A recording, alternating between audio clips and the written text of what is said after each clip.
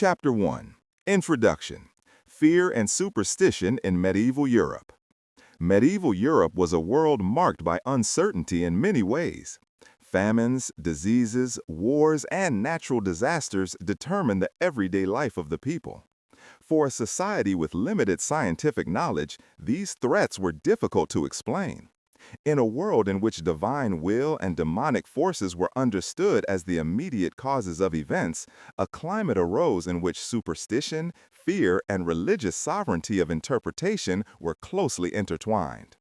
It was in this environment that the witch trials developed, which for centuries became one of the cruelest chapters in European history. The medieval mentality was deeply permeated by the belief in the supernatural. The devil was considered a real, ever-present power that could intervene in people's lives. Disease, crop failures, or storms were often not regarded as natural phenomena, but as consequences of diabolical influence. The work of saints, who were associated with miracles, also fitted into this worldview, which made the boundary between this world and the hereafter seem permeable. The belief in sorcery, magic, and witchcraft was therefore not just a marginal phenomenon, but part of the everyday imagination. Fear was a constant companion of medieval man. The plague, which depopulated large parts of Europe in the 14th century, left deep traces in the collective consciousness. When entire villages were afflicted by illness and death within a few weeks, it seemed obvious to look for culprits. In a society characterized by fixed hierarchies and clear religious interpretations, the idea suggested that such catastrophes must be the work of evil or its human helpers. Witches were considered these helpers who brought disaster to the community through a pact with the devil. The church played a central role in shaping and stabilizing this worldview. As an institution, it claimed the sovereignty of interpretation over good and evil, over divine punishments and diabolical temptations. Sermons, religious writings, and the practice of the Inquisition reinforced the belief that the world was ruled by a constant struggle between God and Satan. The individual human being was not only a believer or a sinner, but potentially also an instrument in this cosmic struggle. Especially women, who were already in a weak position due to social and religious prejudices, easily came under suspicion of being susceptible to diabolical seductions.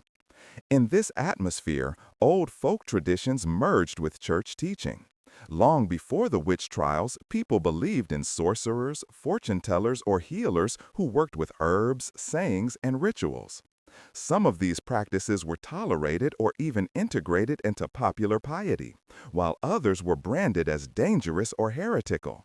The boundaries were fluid. What was considered helpful healing knowledge for some could already seem like witchcraft for others.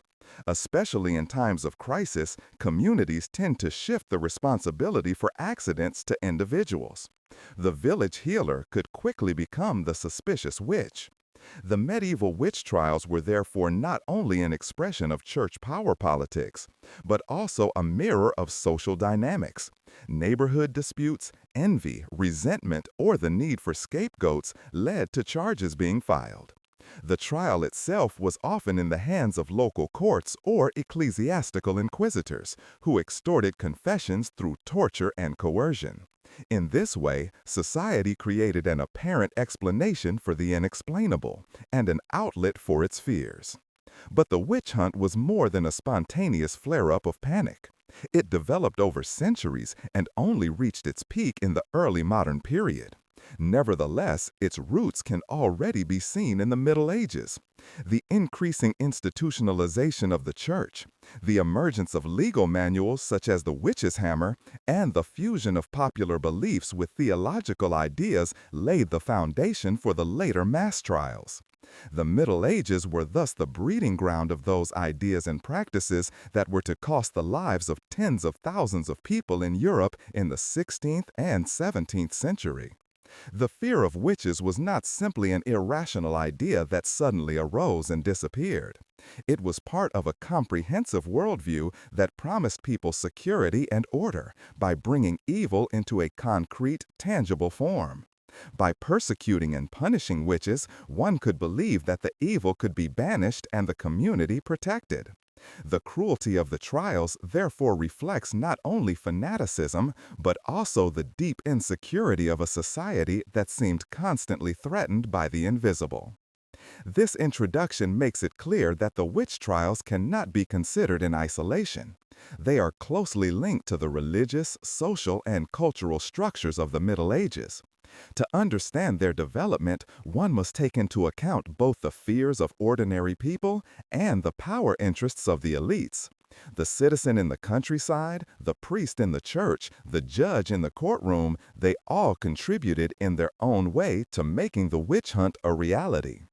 In the further course of this script, it will be shown how ancient ideas of magic and superstition grew into a complex system of persecution that shaped Europe for centuries. The witch trials were a product of their time, but the mechanisms underlying them, fear, scapegoating, and striving for power, are universal and can be found in many eras of history. Chapter 2: The Origins of Witchcraft in Antiquity and the Early Middle Ages. The belief in witches, wizards, and magical powers is much older than the Middle Ages and goes back deep into antiquity. Even the early advanced civilizations were familiar with the idea that humans were able to conjure up supernatural powers, cause diseases, or influence fate through secret practices. In Babylonia, Egypt, or Greece, magic, religion, and medicine were closely linked. These early traditions formed a breeding ground for the belief in witches, which was later to develop and harden in Christian Europe. In ancient Near Eastern cultures, magic was seen as a reality that could be effective for good or evil. Protective amulets, incantations, and rituals were part of daily life. At the same time, there was already a distinction between permitted and forbidden magic at that time. While priests and temple servants were considered legitimate mediators between humans and gods, other forms of sorcery were considered dangerous and punishable. In Babylonian texts, there are references to persecutions of people accused of harmful sorcery. This distinction between accepted religion and condemned magic was to be preserved over the centuries and continued in the belief in witchcraft in Europe. In ancient Greece, magic occupied a special position. On the one hand, it was valued as useful knowledge, for example in the form of medicinal herbs, divinations, or oracles. But on the other hand, it was also seen as a threat when it served to harm others. Greek authors such as Homer or Hesiod mentioned figures who had magical powers and used them for their own purposes. Particularly impressive was the figure of the Kirk in the Odyssey, which transformed men into animals.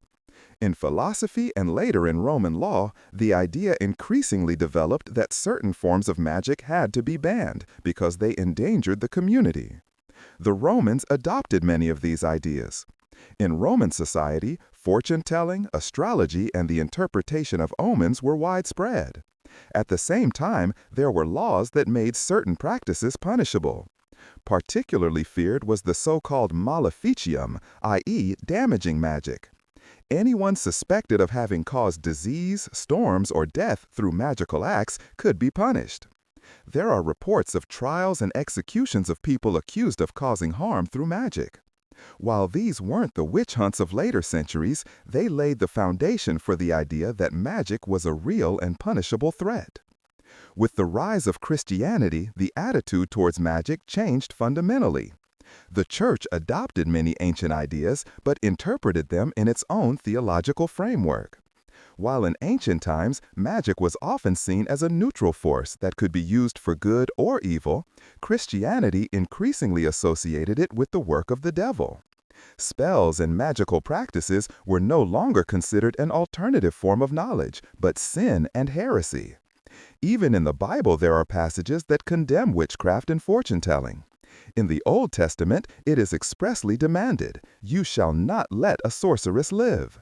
Centuries later, these words would become the basis for the merciless persecution of witches. In the early Middle Ages, however, the attitude to magic was not uniform.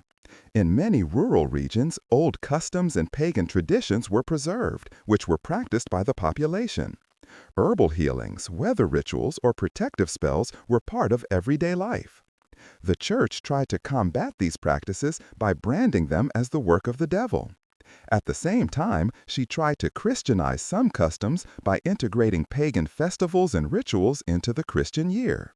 This process of Christianization led to a permanent tension between official doctrine and popular belief. Especially in the early Middle Ages, there are numerous church writings that deal with witchcraft and sorcery. The Canon Episcopi, a text from the 10th century, is of particular importance. It explains that many ideas of witches, such as nighttime flights or meetings with demons, are illusions of the devil and do not take place in reality. At the same time, however, it is emphasized that believing in such illusions is itself a sin. This text shows that the church criticized the belief in witches, but at the same time took it seriously and understood it as part of the diabolical work. The connection between witchcraft and women also began to take shape during this period. Women were considered weaker, more easily seduced, and closer to nature, qualities that in the eyes of many theologians increased their susceptibility to diabolical influences. Old ideas from Antiquity, in which women were described as mysterious and dangerous, were combined with Christian interpretations that saw Eve as the archetype of the seducer. As early as the early Middle Ages, a mistrust developed towards women who attracted attention through their art of healing, midwifery, or unusual behavior. Political and social circumstances also influenced the way magic and witchcraft were handled. In times of uncertainty, such as during the migration of peoples, plague waves, or famines, the tendency to look for someone to blame for the suffering grew. The belief that individual people could bring disaster upon a community through magical practices offered an explanation that was tangible and personalized. Witches thus became scapegoats who were held responsible for larger social problems. The early Middle Ages were thus a transitional period in which old pagan traditions mixed with Christian ideas and slowly developed a new form of witchcraft belief. The great witch hunts were not yet a reality, but the intellectual and social conditions for them had been created. The belief in the work of the devil, the idea of women as susceptible victims or helpers of evil, and the willingness to prosecute magical practices laid the foundation for the development of witch trials in the High and Late Middle Ages. Thus, it can be said that the origins of the belief in witchcraft did not emerge in a single moment or place, but were the result of a long process. From ancient cultures to Roman law to the early church, various ideas, fears, and power interests condensed into a network that was to take on new, terrible consequences in the Middle Ages. Chapter 3: Church, Theology, and the Fight Against Heresy. The medieval church was much more than a religious institution. It was the central cultural and political force of Europe, which not only shaped faith, but also determined thinking, the legal system, and the order of society. Anyone looking for explanations for natural events, diseases, or social grievances in the Middle Ages inevitably came across the interpretive sovereignty of the church. This claimed to act as a mediator between God and the believers and to clearly define the boundaries between salvation and damnation. In this context, she developed an increasingly sharp attitude towards everything that was considered a deviation from the doctrine, be it heresy, superstition, or sorcery. The term heresy played a decisive role in the Middle Ages. Heretics were those who deviated from the official teaching of the church or questioned its authority. Such deviations could take different forms, from theological disputes to ascetic movements to lay preachers who founded their own religious communities. The church saw such currents as a threat not only to the faith, but also to its power. For in a society in which the spiritual and the secular were inseparably linked, a religious deviation also meant a challenge to the social order. In the High Middle Ages, movements such as the Cathars or the Waldensians appeared, which developed their own ideas of piety, church, and society. These movements gained great popularity in some regions because they rejected the strict hierarchy of the Roman Church and demanded a return to a simpler, more original Christianity. For the Church, such currents were dangerous because they undermined its authority and offered alternative interpretations of the faith. The fight against heresy, therefore, became one of the central concerns of the medieval church. In this context, the attitude towards sorcery and witchcraft also developed. In the eyes of the church, magical practices were not only an expression of superstition, but also a form of deviation from true doctrine. According to theologians, those who relied on spells, amulets, or incantations did not show sufficient trust in God, but turned to powers that were ultimately attributed to the devil.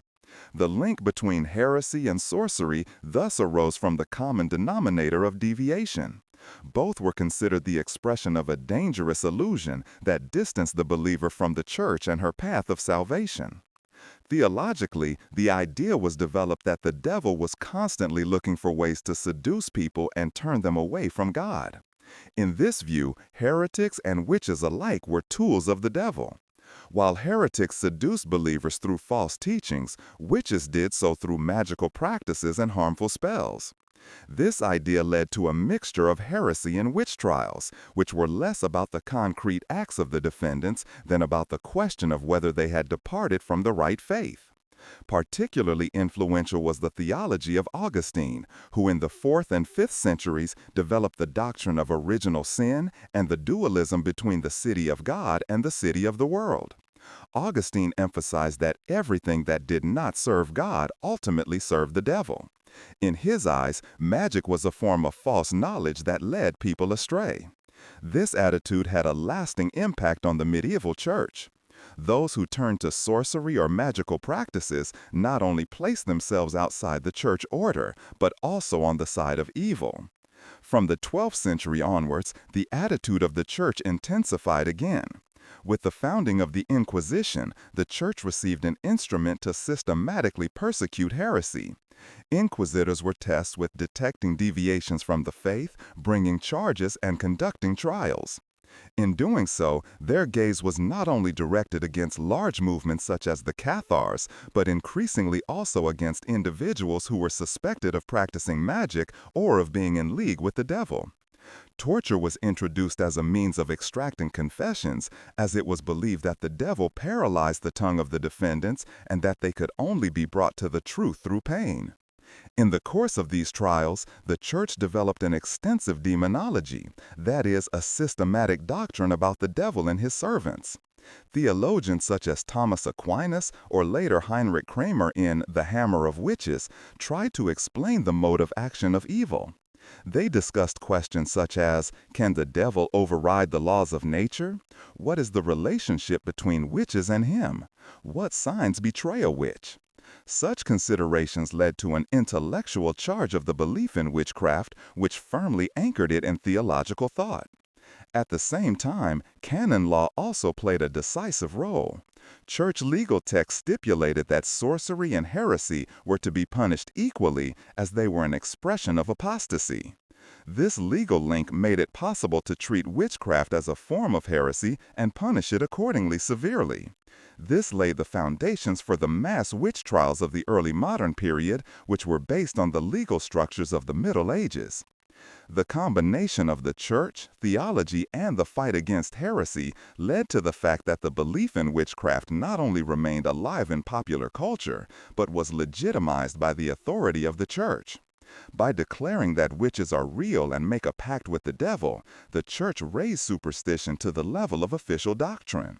This gave additional legitimacy to people's fears and made witch hunts a seemingly necessary tool in the fight against evil. At the same time, one must not forget that there were also critical voices within the church. Some theologians considered the ideas of nocturnal witches' flights or devil's pacts to be nonsense, and saw in them only imaginations or deceptions. But these voices became quieter and quieter over time, the more the demonology solidified. By the late Middle Ages at least, the idea had prevailed that witches were real threats acting on behalf of the devil. This shows that the witch trials in the Middle Ages did not arrive solely from popular belief, but were closely linked to official theology and the power politics of the church. By equating heresy and sorcery, the church was able to combat both phenomenon with the same means. The fight against evil thus became a comprehensive program that ensured control over both faith and social life. Chapter 4: The Role of Devil Ideas and Demonology. The medieval worldview was deeply permeated by the idea that the world was ruled not only by visible but also by invisible forces. God, angels, and saints stood on one side, the devil and his demons on the other. A constant, invisible war raged between these two powers, which was reflected in all aspects of life. Disease, crop failures, wars, and disasters were often interpreted as signs that the devil had a hand in it. In this atmosphere, ideas of the devil and the systematic doctrine of demons, demonology, gained a central role, which ultimately also had a significant influence on the witch trials. The figure of the devil had developed over centuries. In early Christianity, he was above all the adversary of God, the tempter who seduced people into sin. Over time, however, it was increasingly perceived as a concrete, tangible power that could intervene directly in people's lives. This personalization of evil made it easier to explain the world's calamity and at the same time harder to escape it. The devil was no longer just an abstract principle, but a constant companion whose temptations lurked everywhere. The Church reinforced these ideas by making the threat of the devil present in sermons, images, and rituals. In popular piety, he became an omnipresent figure who became visible in dreams, illnesses, or inexplicable misfortunes. His alleged helpers, the demons, were described as beings capable of taking shape, possessing people, causing storms, or corrupting animals. Such ideas not only found their place in theological treatises, but were also present in everyday life. For example, when a sudden accident or the death of a child was interpreted as the work of demonic forces. Demonology developed into a field of knowledge in its own right in the High and Late Middle Ages. Theologians such as Thomas Aquinas systematically discussed the nature of demons, their abilities, and their limitations. They asked how far the devil could intervene in the world, whether he could override the laws of nature or only create illusions. These considerations were not only speculative, but had immediate practical consequences. Because if you believed that demons could actually cause mischief, it was obvious to look for human allies of these powers. This is where the idea came into play that witches had made a pact with the devil to use his powers for their own purposes. Over time, the devil's pact became the central element of the belief in witches. The idea that people consciously entered into a covenant with Satan gave a new dimension to the fear of witches. It was no longer just about magic and rituals, but about a conscious turning away from God and entering into an alliance with evil. Witches were thus seen not only as criminals against the community, but as traitors to God himself. This idea made the persecution of witches a religious necessity from the point of view of the Church. Those who serve the devil must be exterminated in order not to endanger the salvation of the whole society. In the depictions of demonology, witches were often described as mistresses or servants of the devil. It was believed that they met with demons at night, held Sabbaths during which they blasphemed God, sacrificed children, or celebrated wild. These ideas were not so much the result of actual observations as projections composed of theological considerations, fears, and fantasies. Nevertheless, they seemed real because they were disseminated in sermons, confirmed in trials, and seemingly proven by forced confessions. Demonology was also so powerful because it offered an intellectual justification for the belief in witchcraft. By writing about the devil and his helpers, scholars raised popular belief to the level of learned theology. What had previously been considered superstition now became a serious threat that was confirmed by authorities. Works such as Heinrich Kramer's Hammer of Witches built directly on this tradition and systematized the doctrine of witches and demons so that judges and inquisitors received clear instructions for prosecution. The imagery of the Middle Ages also contributed to consolidating the idea of the devil. Church windows, wall paintings, and woodcuts showed him as a terrible figure with horns, claws, and wings. Such depictions made evil vivid and had a profound effect on the faithful. They reinforced the conviction that the devil was real and was just waiting to draw people into his kingdom. In this atmosphere, anyone could be suspected of being a tool of Satan, especially those who were already on the margins of society. The role of the devil in the belief in witchcraft was ambiguous. On the one hand, it made the world more explainable. Misfortune and suffering could be traced back to a recognizable cause. On the other hand, it intensified the fear, as the devil seemed omnipresent and no one was sure not to fall into his trap himself. This ambivalence led to a dynamic in which society was constantly looking for culprits to fight evil. Witch trials were thus a means of symbolically taking action against the devil himself by destroying his supposed helpers. The connection between ideas of the devil and images of women was particularly explosive.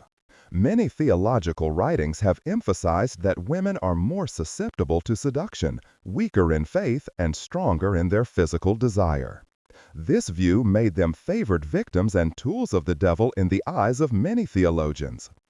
If a woman possessed unusual knowledge, for example about medicinal herbs, or opposed social norms, the suspicion of witchcraft was quickly born.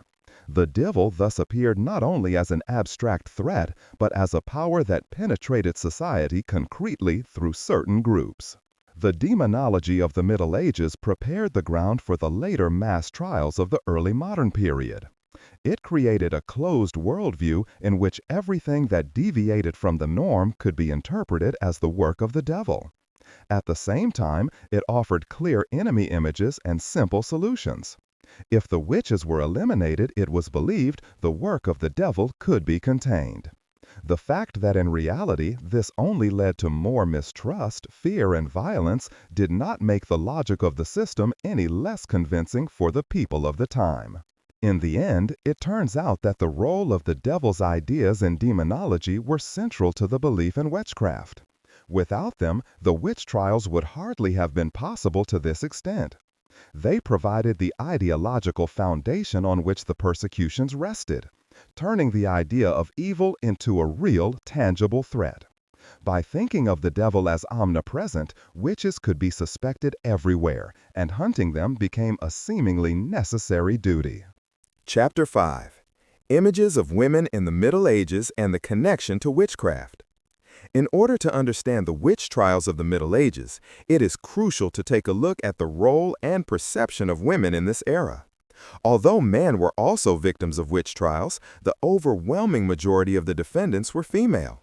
This was not a coincidence, but the result of deep-rooted ideas about the nature of women, which were fed by ancient traditions, biblical interpretations, and social structures.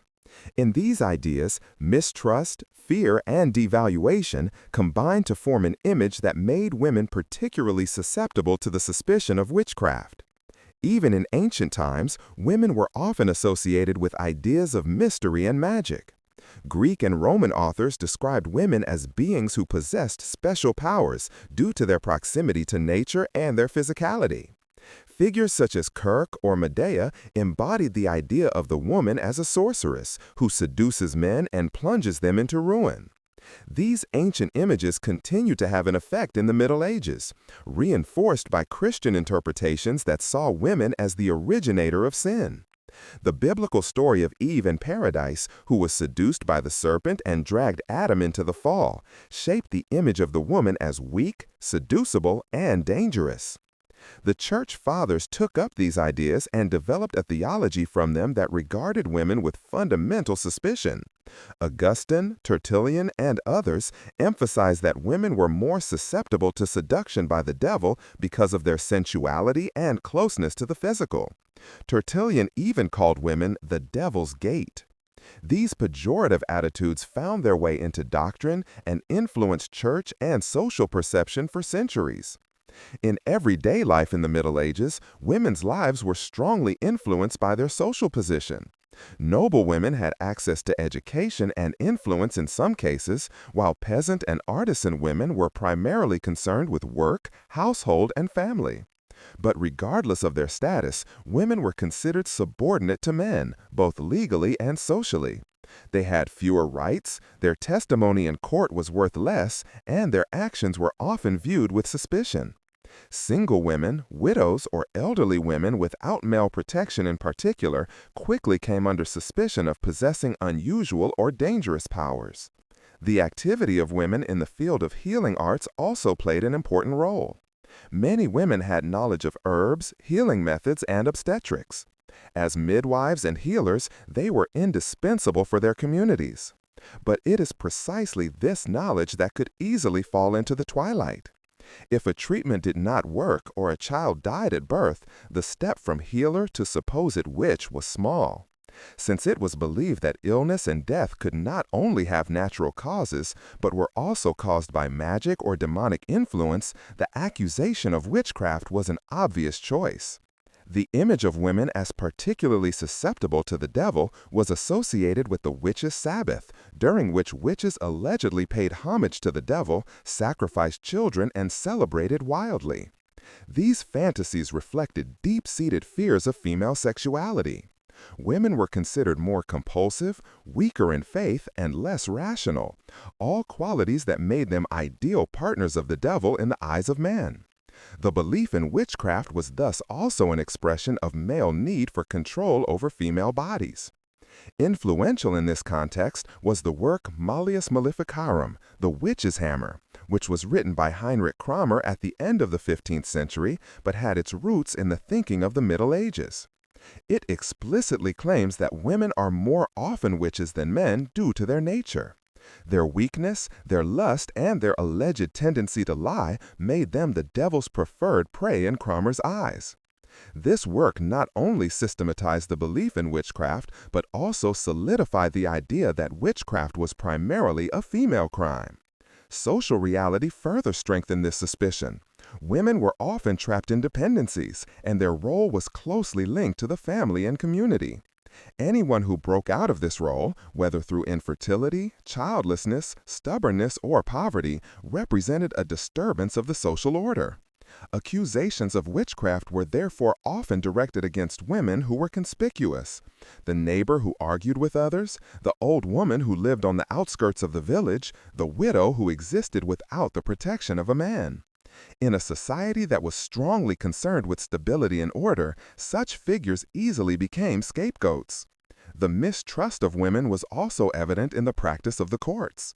Under torture, many defendants confessed to everything they were accused of, and the confessions confirmed the preconceived ideas.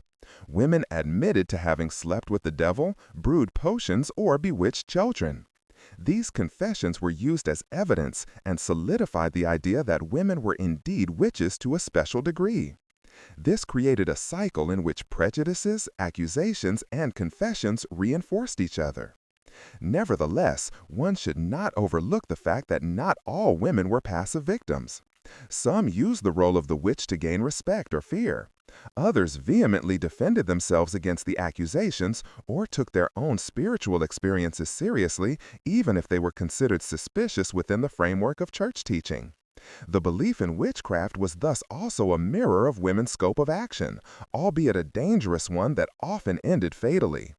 In summary, it can be said that the connection between images of women and witchcraft in the Middle Ages arose from a complex mixture of ancient traditions, biblical interpretations, theological writings, and social structures. Women were portrayed as weak and seductive, and their closeness to nature and physicality made them susceptible to demonic influences in the eyes of theologians. At the same time, their social position, often isolated, vulnerable, but conspicuous, provided the breeding ground for accusations. The witch trials were therefore not only an expression of religious fears, but also a mechanism for controlling and oppressing women. Over the centuries, this image solidified and led to women becoming victims of witch hunts in overwhelming numbers. The belief in witchcraft was thus not only a history of demons and superstitions, but also a history of gender roles, power relations, and patriarchal control, which unfolded over the most cruel way. Chapter 6. First Witch Hunts in the 13th and 14th Centuries. The great witch hunts that shook Europe in the 16th and 17th centuries had their roots in developments that began as early as the High and Late Middle Ages. The 13th and 14th centuries were a decisive transitional phase in which the belief in witchcraft solidified and the first systematic persecutions took place. During this time, theological ideas, legal foundations, and social mechanisms crystallized, which later culminated in the mass witch trials. First of all, it must be emphasized that in the early Middle Ages, witchcraft was not persecuted to the extent that it is known later. Although there were church texts that condemned sorcery and magical practices, they were often regarded as superstition and deception rather than a real threat. The Canon Episcopi, an important church text from the 10th century, for example, spoke of women who claimed to fly at night with the goddess Diana as victims of illusions. Anyone who believes in such things is a sinner, but not necessarily a felon. However, this attitude changed fundamentally in the course of the High Middle Ages.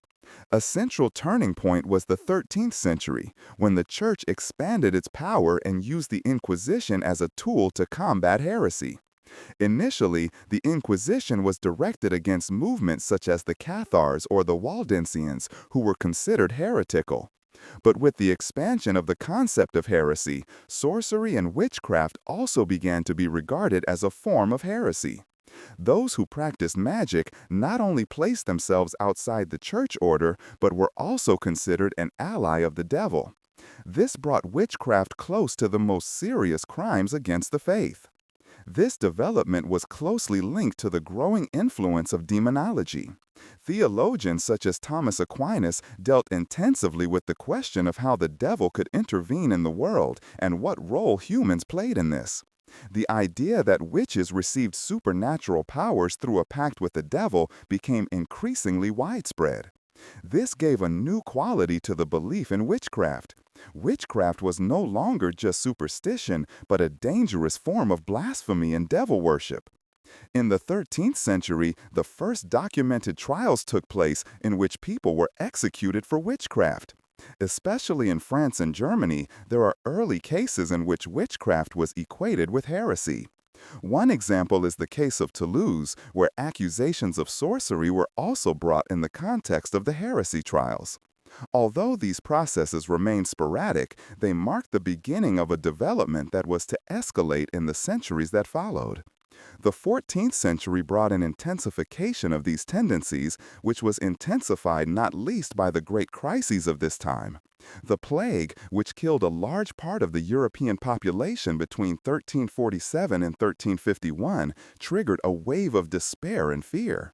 People were looking for explanations for the incomprehensible death, and it was obvious to look for culprits in their own ranks. Witches, wizards, and also Jewish communities were suspected of poisoning wells or of having triggered the disease through magic. In many cities, pogroms and trials took place in which alleged witches were burned. The plague was not the only catastrophe that promoted the belief in witchcraft. Famines, climate fluctuations, and wars also reinforced the conviction that supernatural forces were at play. When fields spoiled or storms destroyed crops, many believed that witches were responsible. Especially in rural communities, women were accused of bewitching the weather or sickening livestock. Such accusations often arose from social conflicts, neighborhood disputes, or the need to find a scapegoat for misfortune. In the 14th century, a legal basis was created that facilitated the prosecution of witchcraft. Canon and secular courts began to treat witchcraft as a capital crime. The idea that witchcraft meant not only damaging spells but also devil worship led to the punishments becoming more and more severe. While fines or ecclesiastical punishments had often been imposed before, the death penalty was now increasingly used, usually by burning. Especially in the Alpine regions, there were a number of trials in the 14th century that are considered to be the forerunners of the great witch hunts. Here, the belief in witches was combined with ideas of nocturnal gatherings, animal transformations, and harmful spells. The geographical remoteness, the harshness of the living conditions, and the close connection between faith and nature and Christian doctrine favored the emergence of such accusations. In places such as Valais or Savoy, early trials are documented in which groups of people were executed for witchcraft. The first major waves of persecution in the 14th century remained regionally limited, but they showed how much thinking had changed. Witchcraft was no longer just an individual offense, but a collective threat that could plunge entire communities into ruin. This thought would later lead to the idea of the witch sect, which fought against Christian society on behalf of the devil.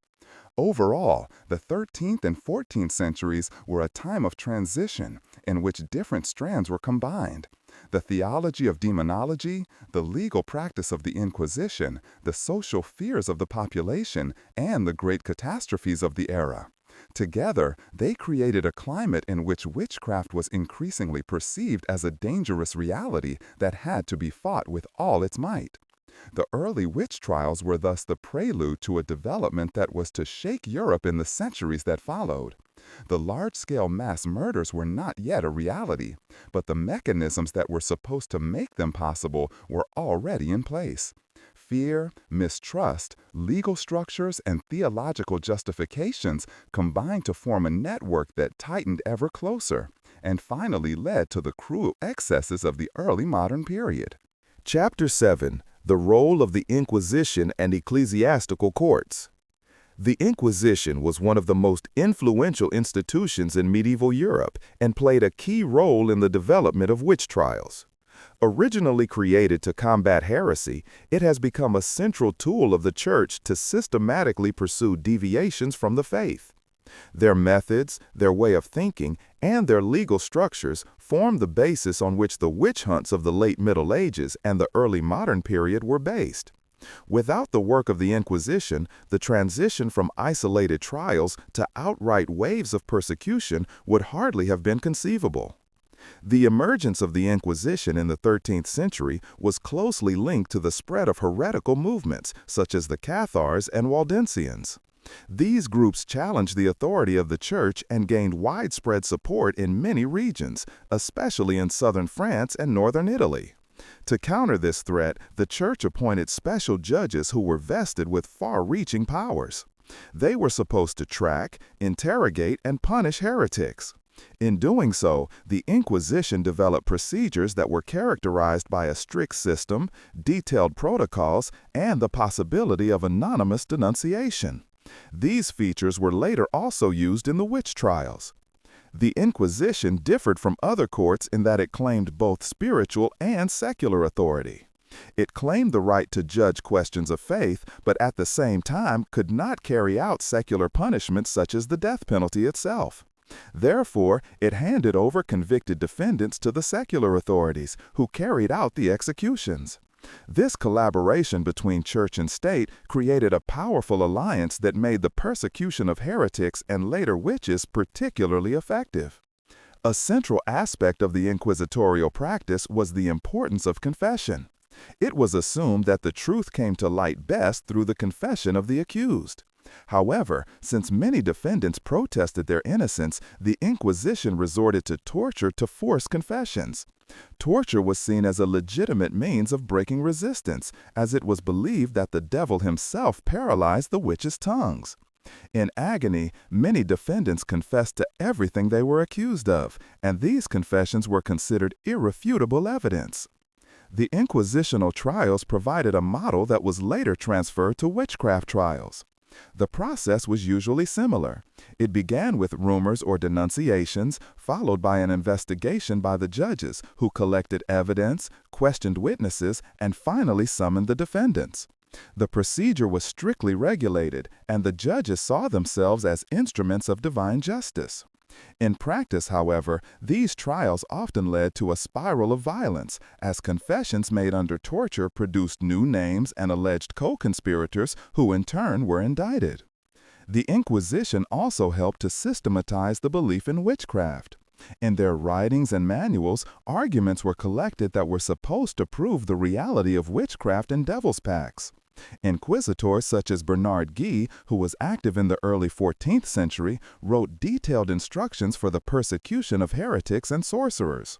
These texts served as a basis for later judges and theologians and spread the conviction that witchcraft was a serious, ubiquitous crime. An example of the role of the Inquisition in connection with witch trials is the persecution in the region around Toulouse in southern France in the 14th century.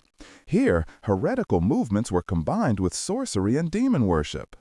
People have been accused of participating in secret meetings at night, summoning demons, or performing weather spells. These trials marked a fusion of heresy persecution and witch hunts that later became the standard. In Switzerland and northern Italy, too, the work of the Inquisition is closely linked to early witch trials. Especially in the Alpine regions, ideas of witches' Sabbaths developed in the 14th century, in which groups of witches came together to worship the devil. These ideas were taken up by inquisitors, documented, and interpreted as evidence of the existence of an organized witch sect. This gave the belief in witchcraft a new dimension. It was no longer just a fear of individual sorceresses, but the idea of a great conspiracy against Christian society. The Inquisition, therefore, had not only a legal function, but also an ideological one. She spread the fear of witches by preaching sermons, writing manuals, and exhorting the people to be vigilant against demonic influences. In this sense, it was an engine of witch hunts, as it called on the population to report suspects and gave them the certainty that the church was ready to fight evil. However, it is important to emphasize that the Inquisition did not have the same effect in all regions of Europe. While it played a central role in southern France, Italy, and Spain, the witch hunts in Central Europe were often more strongly determined by secular courts. Nevertheless, the Inquisition had a lasting influence because it shaped the way of thinking and the legal foundations that were later adopted everywhere. The methods of the Inquisition, anonymous denunciation, torture, protocol, surrender to secular power, became the standard in witch trials. Their theories about devil pacts, Sabbaths, and witch sects provided the ideological basis for the mass persecutions of the early modern period. Thus, the Inquisition was not only an actor in the medieval religious struggles, but also a forerunner of the witch hunts that were to shape Europe for centuries to come. In summary, the Inquisition and ecclesiastical courts established the structures, methods, and ways of thinking that gave the witch trials their gruesome character. They combined popular fears with theological justification, they gave rumors an institutional form, and turned mistrust into judgments. Chapter 8. The Witch's Hammer and its Effect. When talking about the witch hunts of the Middle Ages and the early modern period, one inevitably comes across a work that systematized the belief in witchcraft and justified its persecution like no other, the Malleus Maleficarum, better known as the Hammer of Witches. This book, written by the Dominican monk Heinrich Kramer in 1486, was more than just a legal manual. It was a manifesto of witchcraft mania that linked the ideas of witchcraft, devil pacts, and female seductiveness in a way that worked for centuries. The Hammer of Witches is therefore not only a document of medieval demonology, but also a symbol of the destructive power of prejudice, fear, and religious zeal. Heinrich Kramer, who was also known by the Latin name Instatoris, was an inquisitor who dealt intensively with the topic of witchcraft in his sermons and trials. As early as the 1470s, he had tried to carry out a witch hunt in Innsbruck, but had met with resistance there. The local bishop had rejected him because his methods seemed too brutal and his ideas too extreme. Kramer's frustration with this resistance ultimately led to the writing of The Witch's Hammer, in which he recorded his convictions in writing and substantiated them with theological and legal arguments. The work is divided into 3 parts. In the first part, Kramer argues that witchcraft is a real and dangerous threat based on the pact with the devil. In doing so, he contradicted older views such as Canon Episcopi, which had described witchcraft more as an illusion. For Kramer, it was undeniable that witches actually possessed supernatural powers, which they gained through their association with Satan. This definition was crucial because it put witchcraft on the same level as heresy, a deliberate apostasy from God and a turn to evil. In the second part, Kramer devoted himself in detail to the alleged practices of witches. He described harmful spells, weather influence, animal transformations, and nocturnal Sabbaths during which witches allegedly associated with the devil. He particularly emphasized the connection between witchcraft and female sexuality. Women are more susceptible to seduction by the devil due to their supposed weakness in faith, their desire, and their emotional instability. The Hexenhammer even claimed that women were more often witches because they were more prone to lies and intrigues. This misogyny was a central component of the work and had a lasting impact on the image of the witch as a female figure. Finally, the third part of the book dealt with legal practice. Here, Kramer gave detailed instructions on how to conduct witch trials, how to identify suspects, how to interrogate them, how to use torture, and how to secure confessions. Particularly perfidious was the argument that it was better to convict 10 innocent people than to let a single witch escape. In doing so, he laid the foundation for a logic that claimed countless victims. The Hammer of Witches was thus not only a theoretical work, but also a practical handbook that gave judges and inquisitors concrete tools. The effect of the Hammer of Witches was enormous, even if it did not occur immediately and everywhere equally. Initially, the work was viewed critically by some theologians and jurists because Kramer's views were considered exaggerated. But due to the printing press, which spread rapidly in the late 15th century, the Hexenhammer quickly found a large readership. It was printed in numerous editions and distributed throughout Europe. Especially in Germany, which later became the center of the witch hunts, the book was very well received. Its significance lay not only in the content, but in the way it systematized fear and prejudice. The Hexenhammer presented witchcraft as a closed, coherent system. Witches were women who gained supernatural powers through a pact with the devil, used these powers to harm the community, and had to be persecuted with all severity. By apparently substantiating this idea scientifically and legally, Kramer gave the belief in witchcraft a legitimacy that made it much more difficult to refute. The combination of misogyny and demonology was particularly consequential. By declaring women to be the devil's preferred target group, the Hexenhammer reinforced existing prejudices and created an ideological basis for the fact that in the centuries that followed, the vast majority of victims of witch trials were women.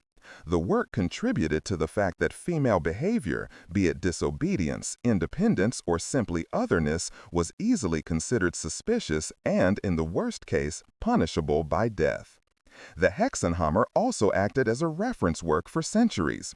As late as the 16th and 17th centuries, judges and theologians invoked his arguments when they justified witch trials.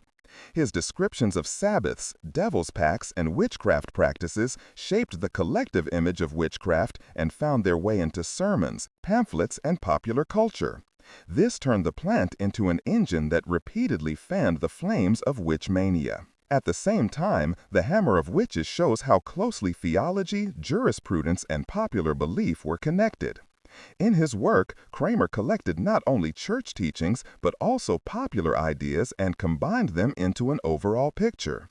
In this way, he built a bridge between scholarly culture and popular fears, which made the persecutions so effective. However, it would be too easy to blame the witch's hammer alone for the later persecutions. He was not the cause, but a catalyst that brought existing fears, prejudices, and power interests into a clear form.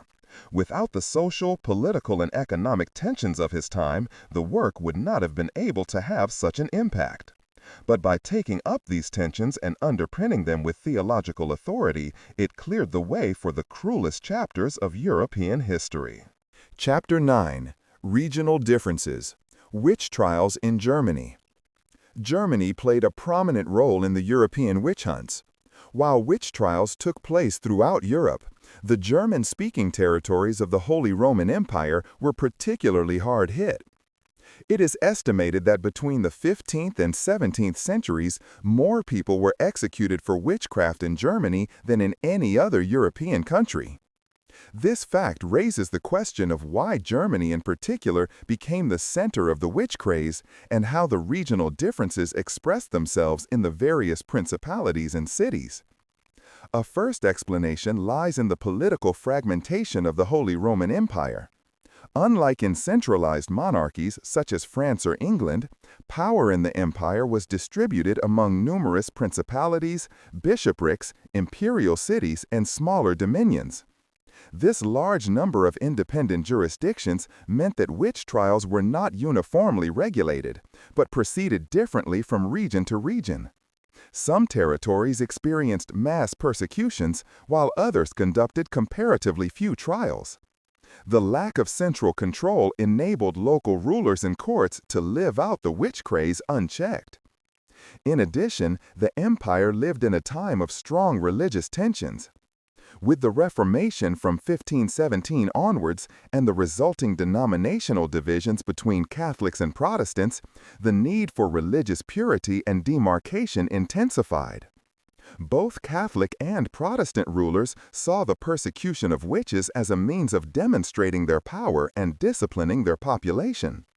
The fight against supposed evil became a common denominator of both denominations, even if they were otherwise irreconcilably opposed to each other. The witch trials became particularly notorious in the ecclesiastical territories of the empire, such as the bishopric of Trier. At the end of the 16th century, one of the largest waves of persecution in Europe took place here. Under Archbishop Johann von Schönenberg, hundreds of people were executed in the 1580s and 1590s, and entire villages lost almost their entire adult population. The trials were so massive that they shook even contemporaries. Reports of overcrowded prisons, mass executions, and a climate of omnipresent fear made Trier a symbol of the excesses of the witch craze. In the early 17th century, particularly cruel persecutions also took place in the bishopric of Bamberg. Under Prince Bishop Johann Georg II, Fuchs von Dornheim, who became known as the witch burner because of his role in the witch craze, hundreds of people were burned. In Bamberg, a veritable system of witch hunts developed. A specially built witch prison, detailed protocols containing confessions forced under torture, and a series of trials deliberately directed by the authorities. Here, too, it affected not only ordinary women, but also members of the nobility, civil servants, and even clergy, which shows how far-reaching the persecutions were. In addition to the ecclesiastical principalities, many smaller secular territories were also the scene of intense persecution. Especially in the southwestern German regions, such as Würzburg or Alsace, there were mass executions, which were often triggered by local crises. Famines, crop failures, plague epidemics, or military threats led to a search for culprits, and witches offered themselves as scapegoats. But the witch craze was not equally strong everywhere in Germany.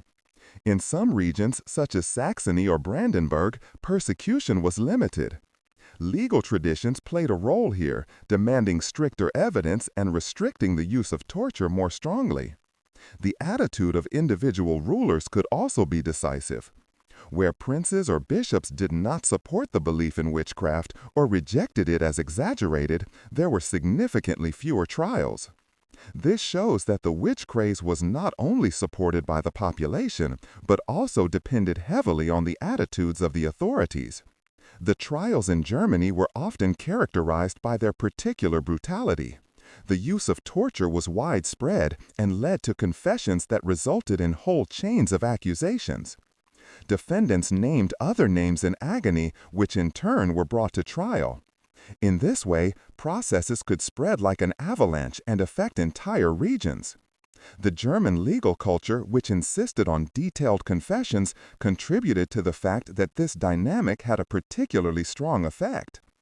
Another aspect was the role of universities and scholars. German jurists and theologians made a significant contribution to legitimizing the belief in witchcraft through their writings. Works such as The Witch's Hammer were very well received here, and were dealt with by professors in lectures. Legal manuals such as the Constitutio Criminalis Carolina of Emperor Charles V, which came into force in 1532, also contained provisions that treated witchcraft as a capital crime. Although the Carolina required careful evidence, in practice these requirements were often ignored, especially in regions where the authorities were determined to eradicate witches. The particular intensity of witch hunts in Germany can therefore be explained by a combination of factors: political fragmentation, religious tensions, social crises, and the legal framework. All this led to the empire becoming the epicenter of the witch craze. The number of victims was staggering, and the trials left deep traces in the collective memory. Even today, monuments and memorial plaques in many German cities commemorate the innocent people who lost their lives during this time. At the same time, the regional differences show that witch hunts were not an inevitable phenomenon. They were the result of decisions, beliefs, and power relations that varied from place to place. While in Bamberg or Trier, the witch craze devastated entire regions, in other parts of Germany, it remained comparatively limited. This makes it clear that the history of witch trials must not simply be understood as a homogeneous movement, but as a multi-layered, regionally shaped phenomenon that has been reinforced or weakened by specific conditions. Chapter 20. Culture of Remembrance: Witches, Myths, and Their Aftermath to the Present Day. Even after the last witch trials in the 18th and early 19th centuries had expired, the memory of them did not disappear. It remained present in many ways, both in the collective memory of the affected regions and in literature, art, and finally in a modern culture of remembrance. The witch hunts became a symbol of the dangers of superstition, abuse of power, and collective hysteria. At the same time, myths and legends developed around the topic, which still shape our ideas about witches today. In the villages and towns that were particularly affected by witch hunts, the stories of the victims remained alive for a long time. Names of women and men who were led to the stake were passed on, sometimes in honorable memory, sometimes still with suspicion. In some families, the stigma was passed on for generations, while others saw the victims as martyrs. This ambivalent memory shows that the end of the trials did not automatically mean a reappraisal. In many places, the persecutions were kept silent for a long time because they were considered a shameful chapter. In literature and folk culture, witches became figures who oscillated between fear and fascination. Fairy tales such as those collected by the Brothers Grimm in the 19th century took up the motif of the witch and made it an integral part of the European narrative tradition. The witch as an evil old woman who pushes children into the oven or brews magic potions shaped the image of entire generations. These fairy tale characters had little to do with the historical victims, but they kept the theme alive and contributed to the fact that witches continued to exist in the imagination. In the 19th and 20th centuries, an increasing scientific interest in the witch trials developed. Historians began to comb through archives and analyze the mechanisms of persecution. Not only the processes of the processes came into focus, but also the social and cultural causes. It was recognized that witch hunts were not only the work of fanatical inquisitors, but were deeply rooted in society. This historical research led to a more nuanced picture and helped to place the memory of the victims in a larger context. At the same time, a movement emerged that honored the victims of the witch trials as innocent victims. In the 20th century, initiatives began in many places to erect monuments or erect memorial plaques. Especially in Germany and Switzerland, numerous places of remembrance have been created to commemorate the burned women and men. This culture of remembrance sees the witch trials as a warning example of where superstition, fear, and state violence can lead. The victims are symbolically rehabilitated and recognized as innocent people who fell victim to a cruel system. But the aftermath of the witch hunts is not limited to the memory of past atrocities. The image of the witch also became a cultural symbol that was constantly reinterpreted. In the feminist movement of the 20th century, the witch became a figure of resistance. Many activists saw the persecuted women not only as victims, but also as representatives of knowledge, self-determination, and female power that were oppressed by a patriarchal society. In this sense, the witch became a positive symbolic figure who stands for independence and emancipation. The witch motif also played a major role in pop culture. Novels, films, and series have taken up the character again and again, from dark horror films to children's books such as The Little Witch. Witches were portrayed both as evil forces, as in classic horror stories, and as sympathetic heroines. This diversity shows how changeable the motif is and how it adapts to different social needs. While in the past, the witch was mainly intended to instill fear, today she is often used as a figure of identification. In the 19th and 20th centuries, an increasing scientific interest in the witch trials developed. Historians began to comb through archives and analyze the mechanisms of persecution. Not only the processes of the processes came into focus, but also the social and cultural causes. It was recognized that witch hunts were not only the work of fanatical inquisitors, but were deeply rooted in society. This historical research led to a more nuanced picture and helped to place the memory of the victims in a larger context. At the same time, a movement emerged that honored the victims of the witch trials as innocent victims. In the 20th century, initiatives began in many places to erect monuments or erect memorial plaques. Especially in Germany and Switzerland, numerous places of remembrance have been created to commemorate the burned women and men. This culture of remembrance sees the witch trials as a warning example of where superstition, fear, and state violence can lead. The victims are symbolically rehabilitated and recognized as innocent people who fell victim to a cruel system. But the aftermath of the witch hunts is not limited to the memory of past atrocities. The image of the witch also became a cultural symbol that was constantly reinterpreted. In the feminist movement of the 20th century, the witch became a figure of resistance. Many activists saw the persecuted women not only as victims, but also as representatives of knowledge, self-determination, and female power that were oppressed by a patriarchal society. In this sense, the witch became a positive symbolic figure who stands for independence and emancipation. The witch motif also played a major role in pop culture. Novels, films, and series have taken up the character again and again, from dark horror films to children's books such as The Little Witch. Witches were portrayed both as evil forces, as in classic horror stories, and as sympathetic heroines. This diversity shows how changeable the motif is and how it adapts to different social needs. While in the past, the witch was mainly intended to instill fear, today she is often used as a figure of identification. The memory of the witch trials has also become political. In many countries, there are discussions about symbolic rehabilitation of the victims. Some regions have issued official apologies or passed laws annulling the verdicts at the time. These gestures are an attempt to acknowledge historical injustice and to give justice to the descendants of the victims, even if there can be no reparation in the true sense of the word. Interestingly, the belief in witchcraft itself has never completely ceased to exist in some parts of the world.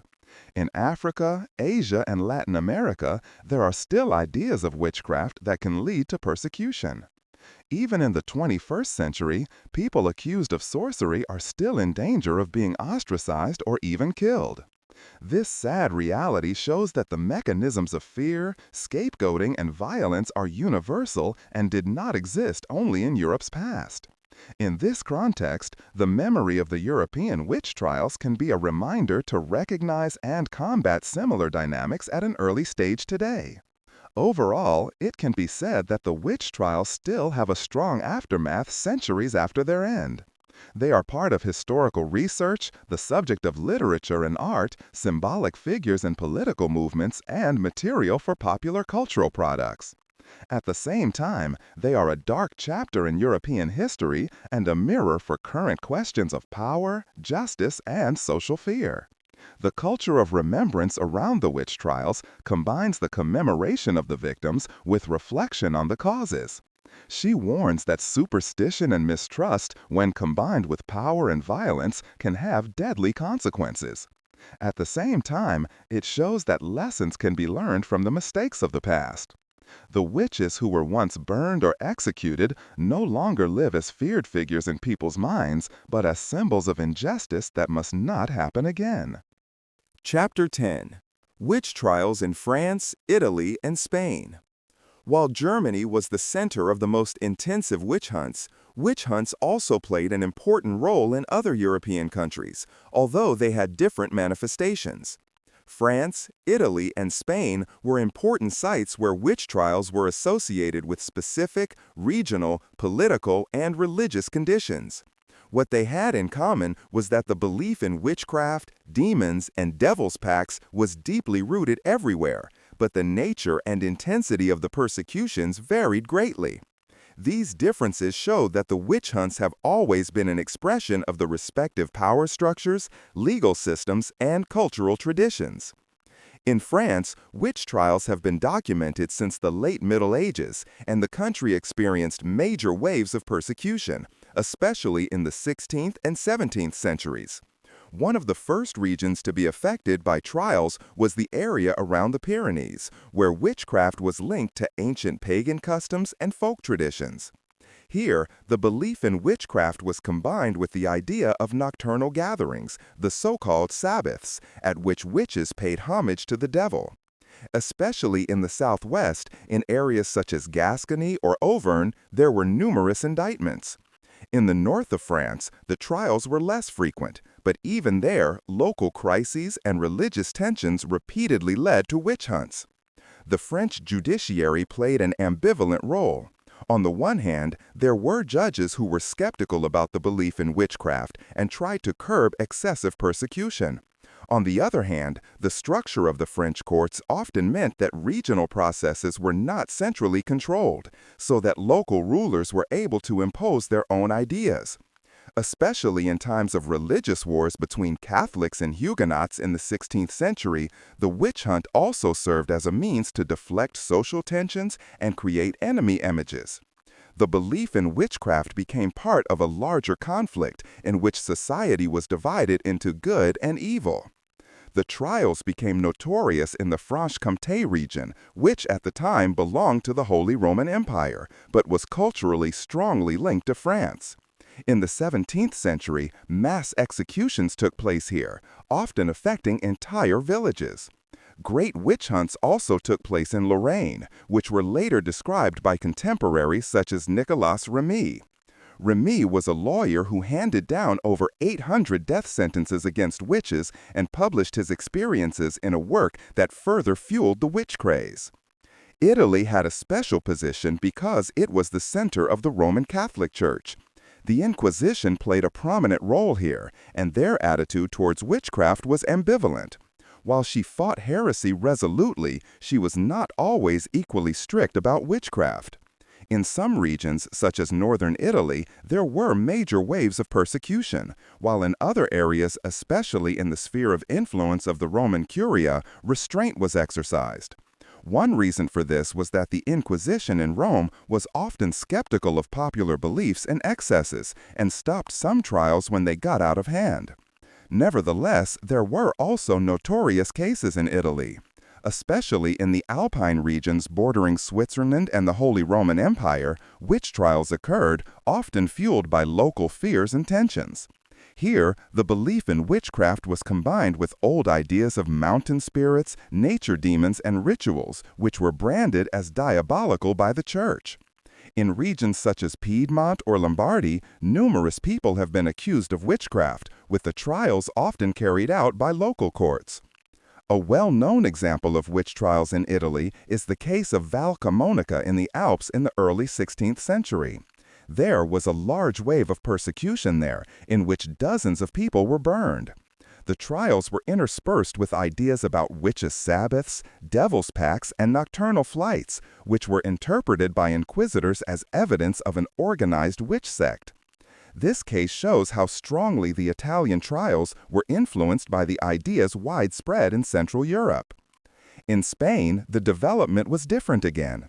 Here, the Inquisition was a particularly powerful body, founded in the late 15th century to take action primarily against Jews and Muslims who had converted to Christianity but were suspected of secretly continuing their old religion. In this context, witchcraft initially played only a subordinate role. But in the north of Spain, especially in the Basque country, one of the largest witch hunts in Europe took place at the beginning of the 17th century.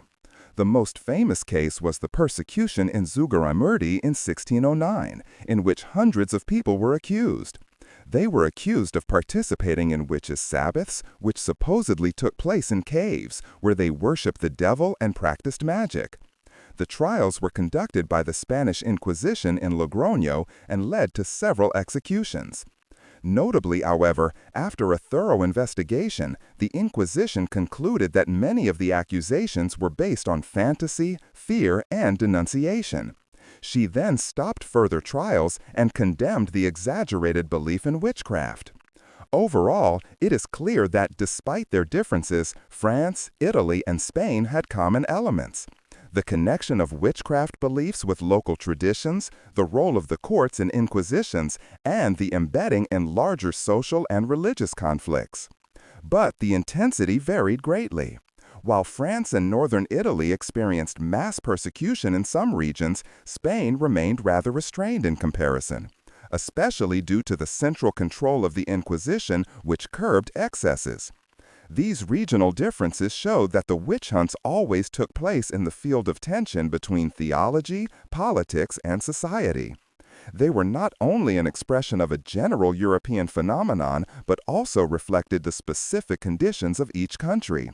In France, the wars of religion acted as a catalyst. In Italy, the diversity of local traditions and the ambivalent attitude of the Inquisition. In Spain, the power of a centralized institution that both persecuted and limited. What they all had in common, however, was that they took up the belief in witchcraft and turned it into concrete violence through trials, which cost countless lives of countless people. Chapter 11. Witch Trials in England, Scotland, and Scandinavia. The witch trials in the northwestern regions of Europe took a special course as they were strongly influenced by political structures, religious developments, and cultural traditions. England, Scotland, and the countries of Scandinavia experienced intense witch hunts between the late Middle Ages and the early modern period, which in some cases affected entire regions and shook the social fabric. Even if the dimensions in these countries were not always as devastating as in the German-speaking territories, they were nevertheless characterized by a special dynamic that was closely related to the Reformation, to local power struggles, and to the search for religious purity. In England, the systematic persecution of witches began comparatively late, namely in the 16th century, i.e., after the Reformation and the break with the Catholic Church. Under the reign of Henry VIII, the first witchcraft law was passed in 1542, which made sorcery and harmful spells punishable by death. This law was initially weakened again, but tightened under Elizabeth I and later under James I. This meant that witchcraft was finally incorporated into English law as a capital crime. Unlike in some parts of Europe, where ecclesiastical courts played the main role, the witch trials in England were mainly in the hands of secular courts. The English trials were characterized by the fact that they were highly localized. They often began with accusations in small communities, where tension, envy, and social conflict prevailed. Similar to the continent, women in particular were accused of bewitching cattle, making children sick, or influencing the weather. The case of the Pendle witches of 1612 in Lancashire became notorious, in which several women and men were accused and executed.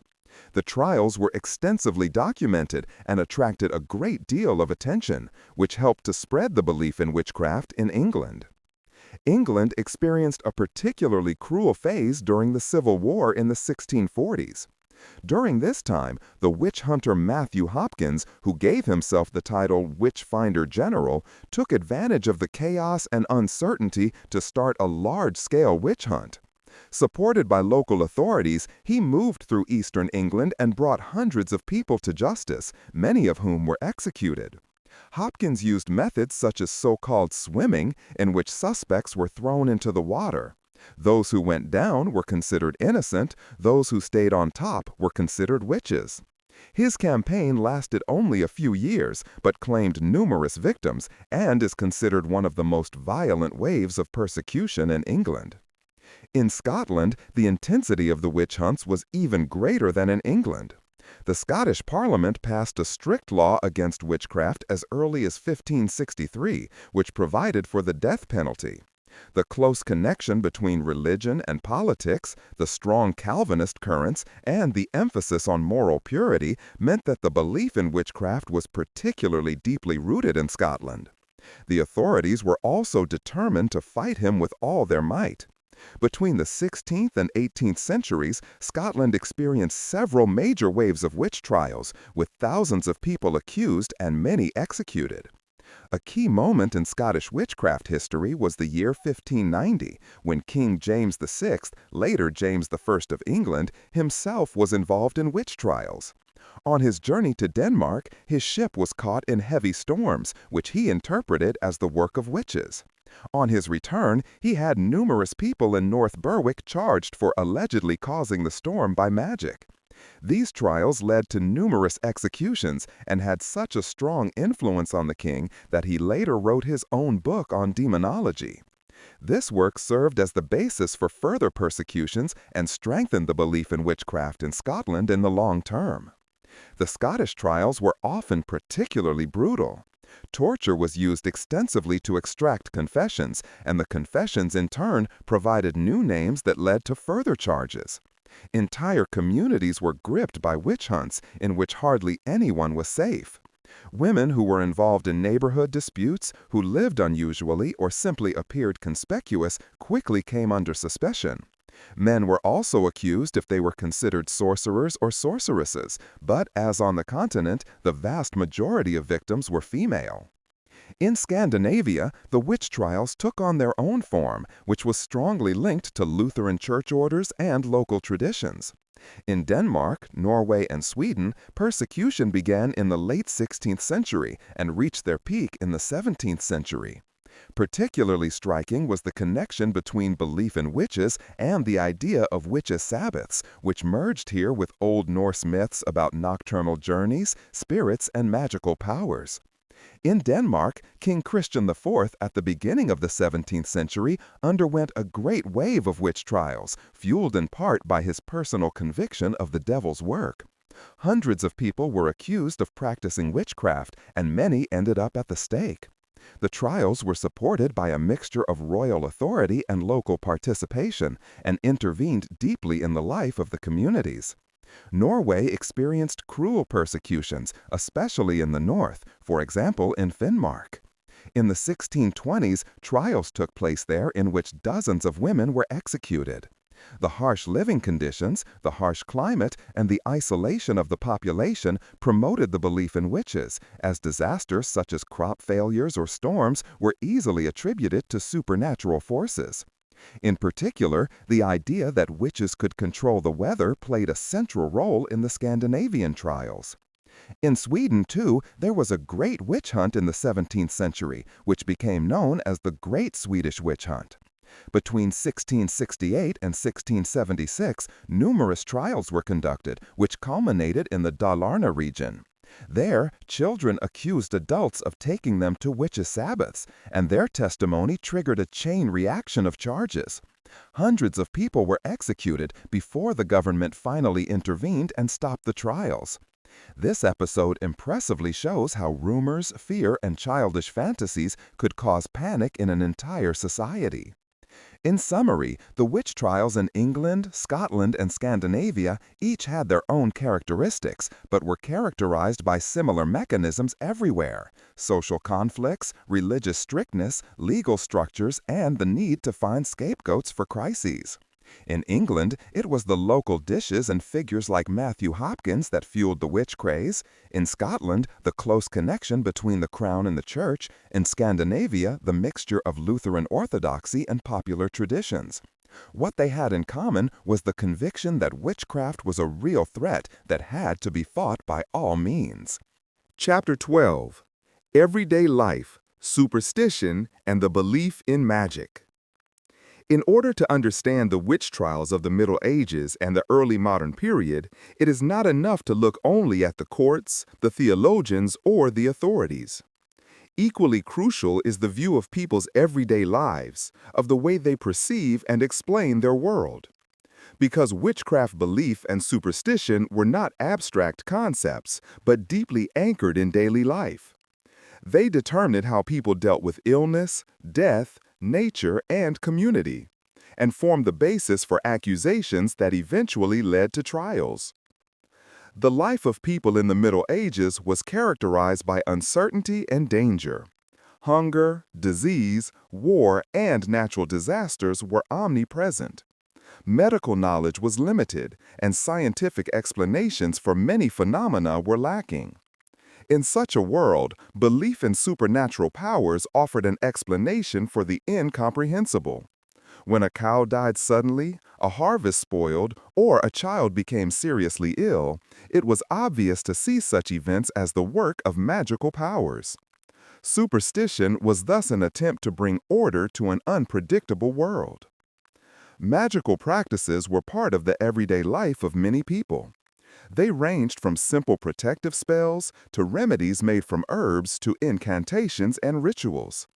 Not every form of magic was automatically considered dangerous.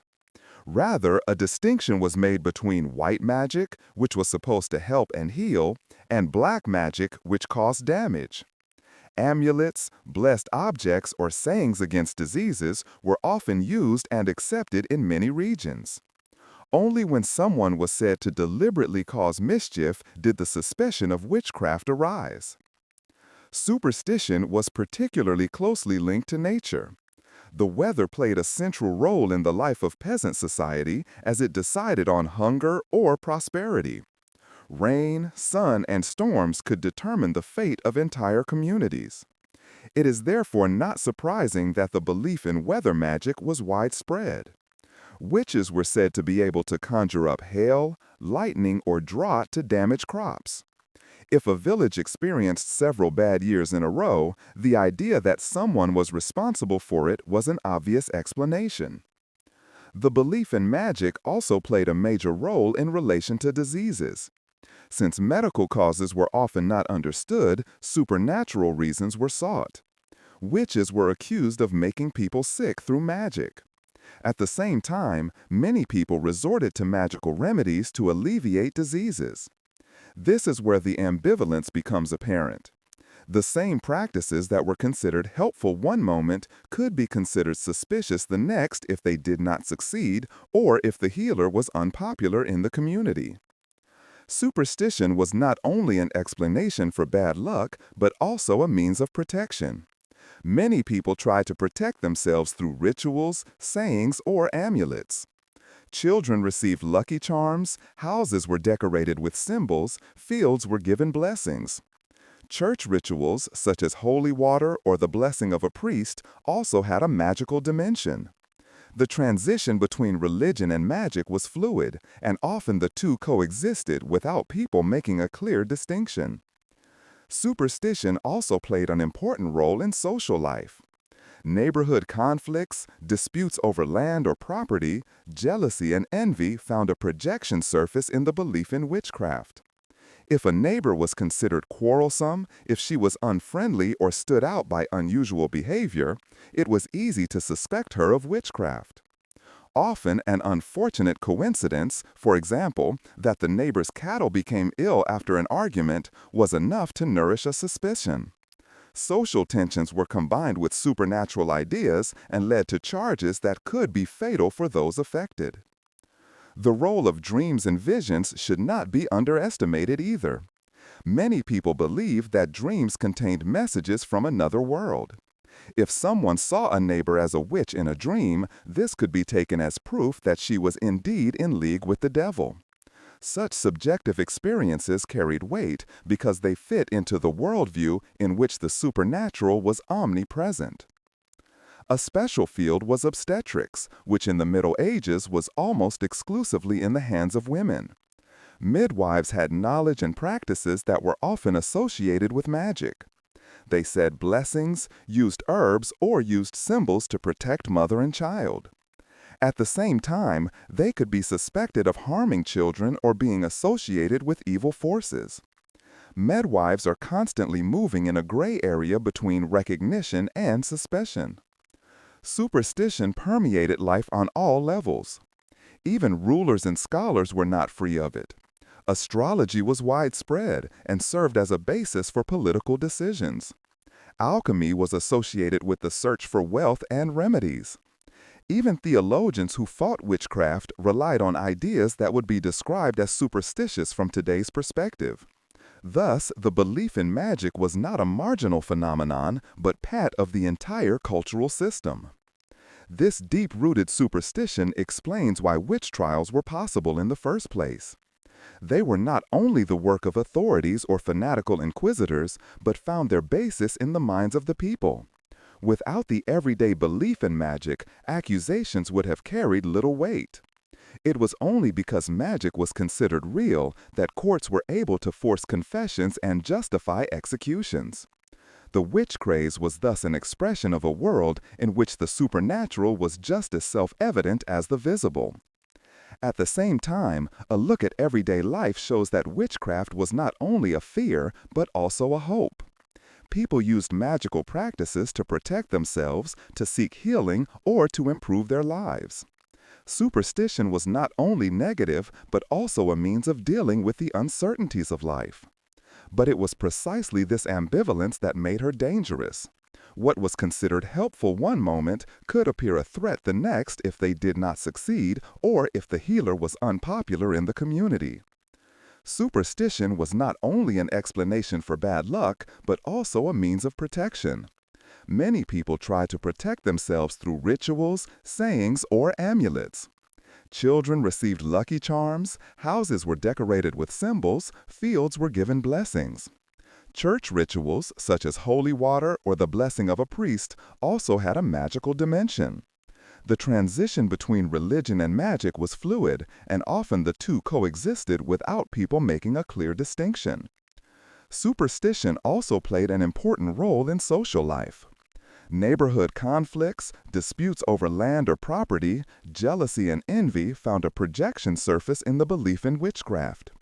If a neighbor was considered quarrelsome, if she was unfriendly or stood out by unusual behavior, it was easy to suspect her of witchcraft.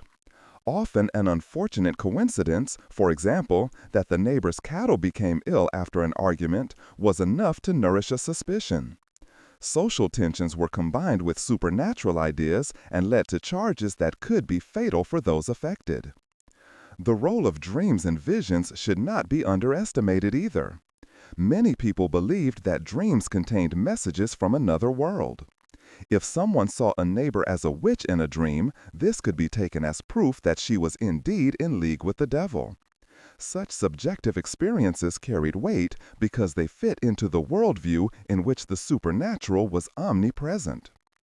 A special field was obstetrics, which in the Middle Ages was almost exclusively in the hands of women. Midwives had knowledge and practices that were often associated with magic.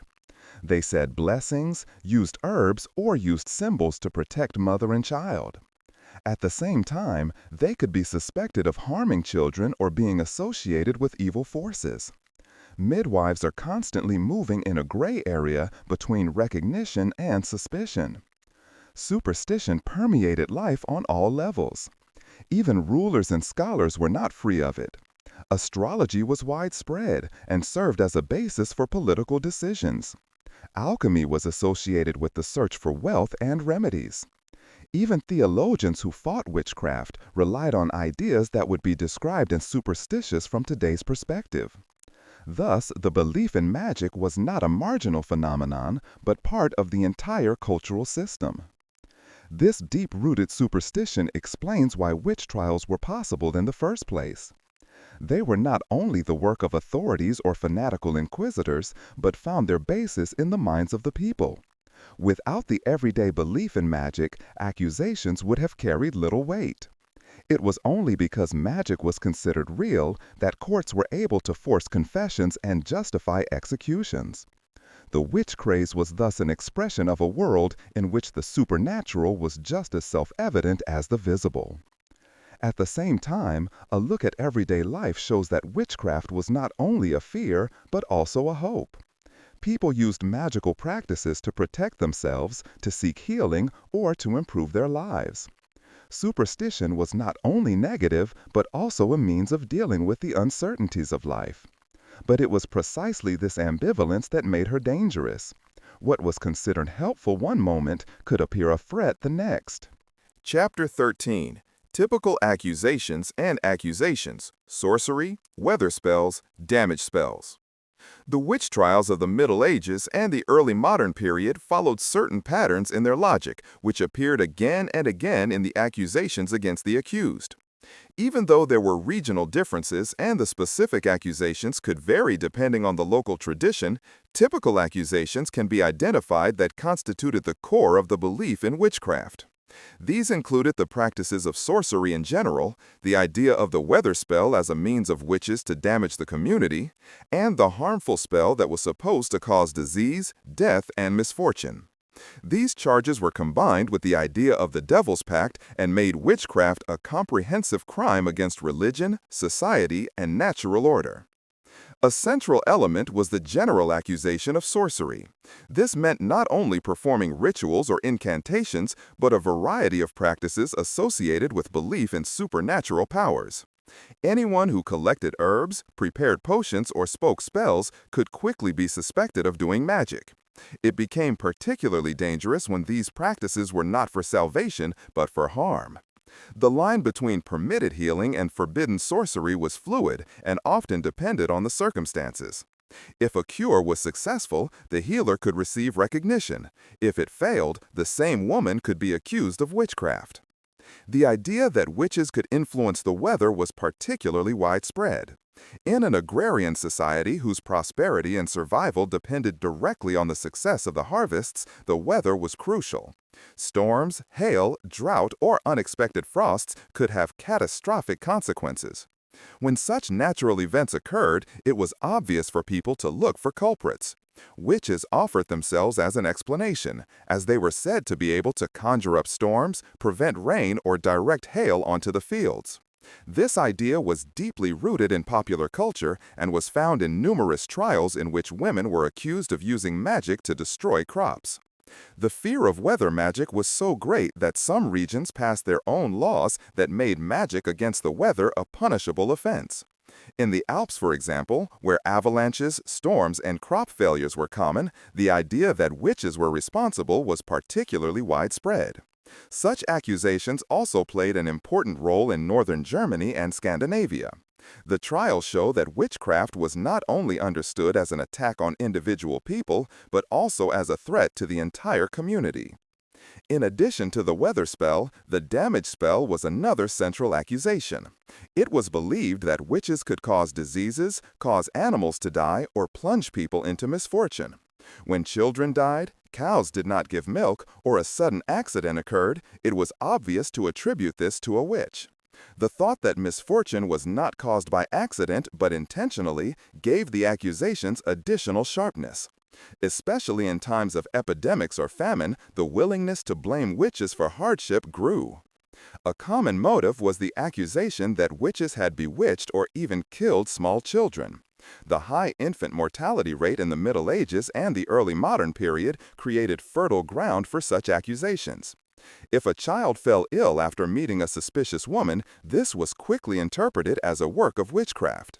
Miscarriages or unsuccessful births could also lead midwives to suspect that they had endangered the life of mother or child through magic. Such accusations particularly affected women who already played an ambivalent role in the community. Another typical charge was the destruction of livestock. In a peasant society, livestock was priceless, and its loss could ruin a family. Diseases among animals, sudden deaths, or the decline in milk production were often attributed to witches. Milk magic in particular was a common motif. It was believed that witches could steal the milk of a cow by directing the milk to them with spells or objects such as buckets and sticks. Such ideas show how closely the accusations were linked to the realities of people's lives. In addition, witches were also held responsible for a variety of minor misfortunes: broken tools, spoiled beer, failed baked goods, or disputes within families. Everything that seemed inexplicable could be blamed on a witch. This omnipresence of the accusations made it almost impossible for suspects to exonerate themselves. Every deviation from the norm, every unusual behavior could seem suspicious and serve as proof of magical machinations. However, the charges were not only an expression of fear of harm, but also deeply religiously charged. Witchcraft was considered a betrayal of God and a deliberate turning to the devil. The damaging spell was therefore understood not only as a crime against humans, but also as sacrilege. Witches were accused of worshiping the devil, blaspheming God on Sabbaths, and undermining Christian life. This religious dimension gave the trials a special harshness, as it was not only about worldly damage, but also about the salvation of souls. It is also remarkable how much the accusations were shaped by social structures. Women who lived on the margins of the community, who were poor or had no family, were particularly easily targeted. Their living conditions made them vulnerable, and their difference provided a projection screen for the fears of the community. But wealthier women or men could also be affected if they were involved in political or social conflicts. The accusations were thus not only an expression of a belief system, but also a means of social control. In summary, the typical accusations in witch trials were a reflection of the fears and problems of society at the time. Weather spells, damaging spells, and general sorcery were at the center because they directly addressed the existential needs of the people: food, health, and safety. By blaming witches for crop failures, diseases, or misfortunes, seemingly simple explanations for complex problems were offered. But these declarations had deadly consequences because they resulted in a system that turned suspicions into confessions and confessions into executions. Chapter 14. Torture Methods and Confessions. The witch trials would hardly have been possible on this scale without the systematic use of torture. At a time when confession was considered the queen of evidence, it was crucial for the courts that the defendants admit their guilt. Since many of the accused protested their innocence despite the overwhelming suspicions, methods were used to break the will and force confessions. Torture was firmly entrenched in the legal system of the late Middle Ages and early modern period and was seen as a legitimate means of bringing the truth to light. In the context of witch trials, however, it took a particularly cruel and escalating form because it was believed that the devil himself paralyzed the tongue of the defendants and prevented them from telling the truth. The use of torture was legally regulated in many regions by the so-called embarrassing court order. An important document was the Constitutio Criminalis Carolina, which was issued by Emperor Charles V in 1532. It allowed the use of torture if there was a strong suspicion of a crime and circumstantial evidence made guilt likely. In practice, however, this restriction was often ignored, especially in witch trials. Here, even a rumor or the statement of a neighbor was considered sufficient suspicion to resort to torture. One of the most common methods of torture was stretching on a ladder or a stretching bench. The arms and legs of the defendants were tied down and pulled apart more and more by twisting the winches until joints dislocated or bones broke. This agony led to many defendants painfully making every confession that was expected of them. Another dreaded instrument was the thumbscrew, in which the fingers were jammed between metal plates and crushed. Leg screws, which crushed bones, were also often used. A particularly symbolic torture was the so-called witch's bath or witch's swimming. Suspects were thrown into the water tied up to test their guilt or innocence. Those who perished were considered innocent, those who remained on the surface were considered witches, a cruel procedure that claimed many victims. Even though swimming was officially prohibited by some courts, the custom persisted for a long time in popular justice. In addition to these physical methods, there was also psychological torture. Defendants were interrogated for days without sleep, tormented with endless questions, or locked in cramped dungeon cells until they collapsed from exhaustion. Deception was also often used. The accused were promised that they would be spared if they confessed, or they were presented with fabricated confessions of others. The aim was always to break the will and force a confession, which was considered irrefutable evidence in court. Particularly perfidious was the logic according to which any behavior could be an indication of guilt. Those who remained silent under torture were considered protected by the devil. Those who confessed confirmed the accusations. Even the retraction of a confession was not accepted, as it was believed that the devil had seduced the defendant again. This hopeless situation meant that confessions were almost inevitable. Once blackmailed, confessions had devastating consequences. Defendants often named other people under agony who were also supposedly witches. These statements led to new trials and executions, which in turn gave rise to other names. In this way, chain reactions were created that affected entire villages and towns. Torture was thus not only a means of confirming individual charges, but a motor of mass persecution. The content of the confessions often followed fixed patterns. The defendants confessed to having made a pact with the devil, which gave them special powers. They told of witches' Sabbaths, where they met with other witches and demons, sacrificed animals, and blasphemed God. Many claimed to have caused illness, influenced the weather, or bewitched people through magic.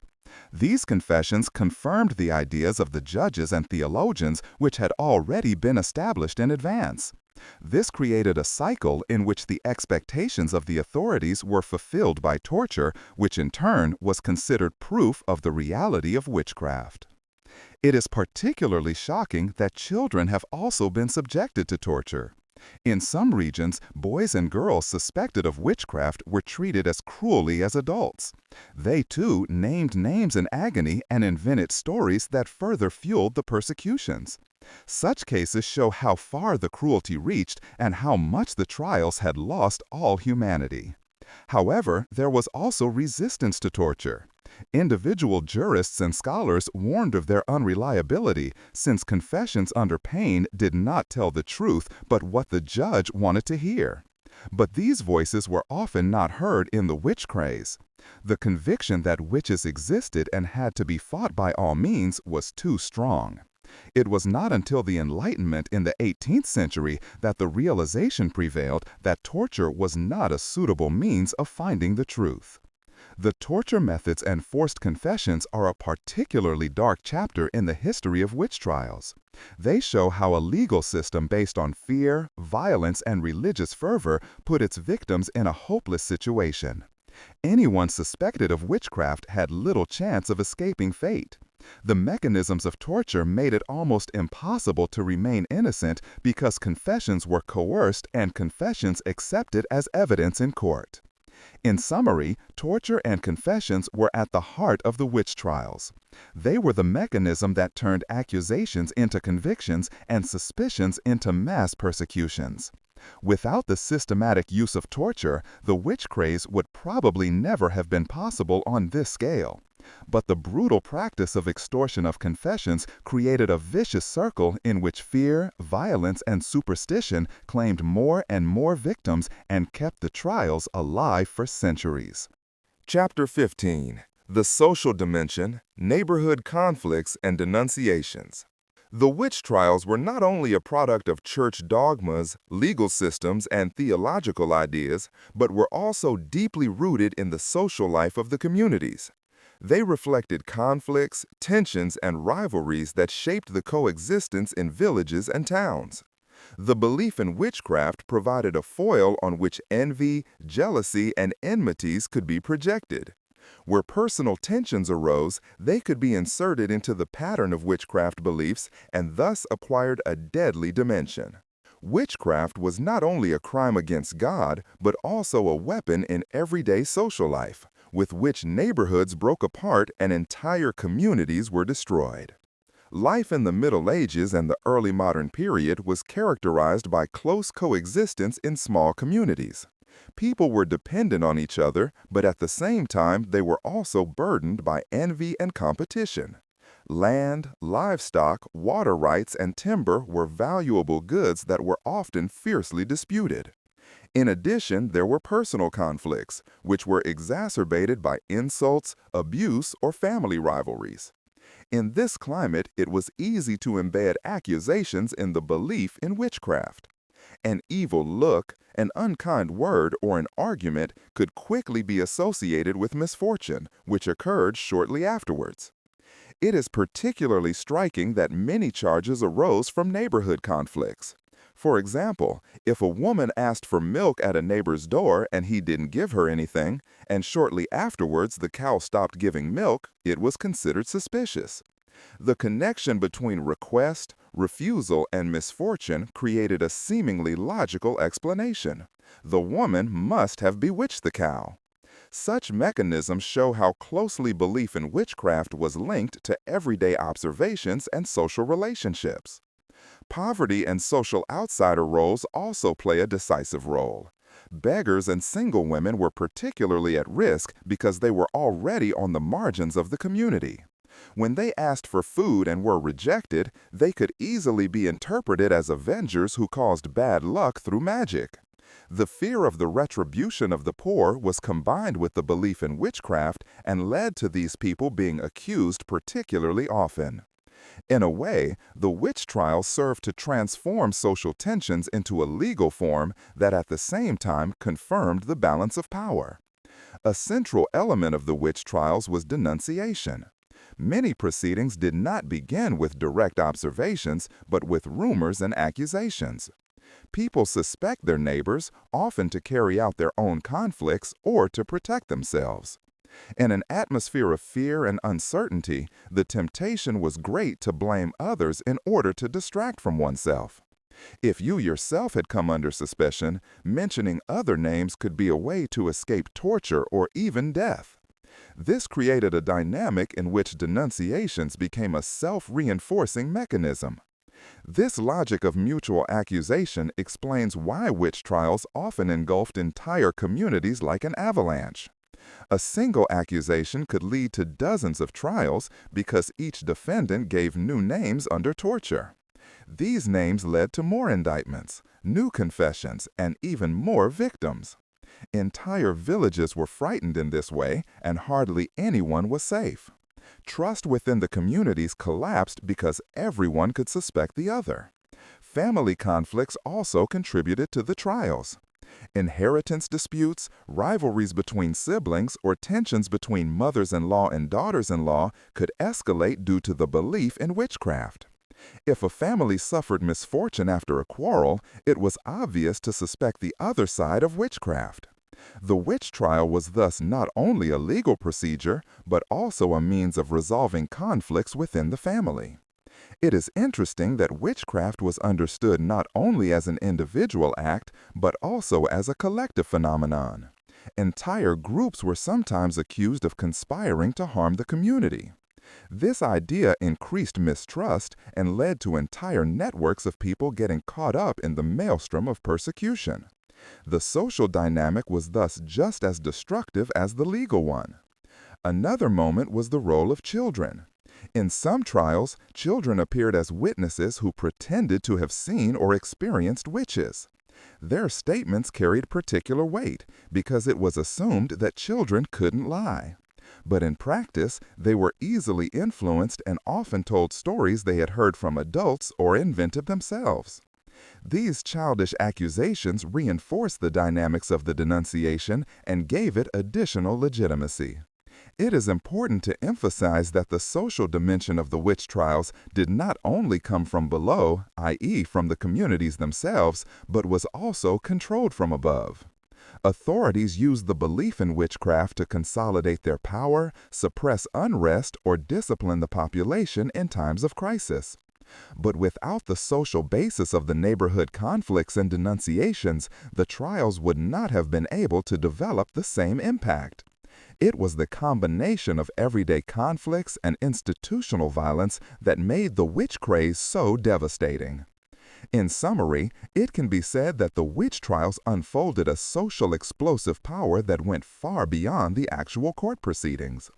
They destroyed trust, fueled mistrust, and made living together in many villages and cities a permanent risk.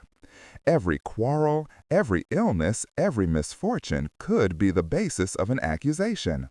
The denunciations led to an atmosphere of fear in which no one was safe, and in which the social fabric itself was in flames.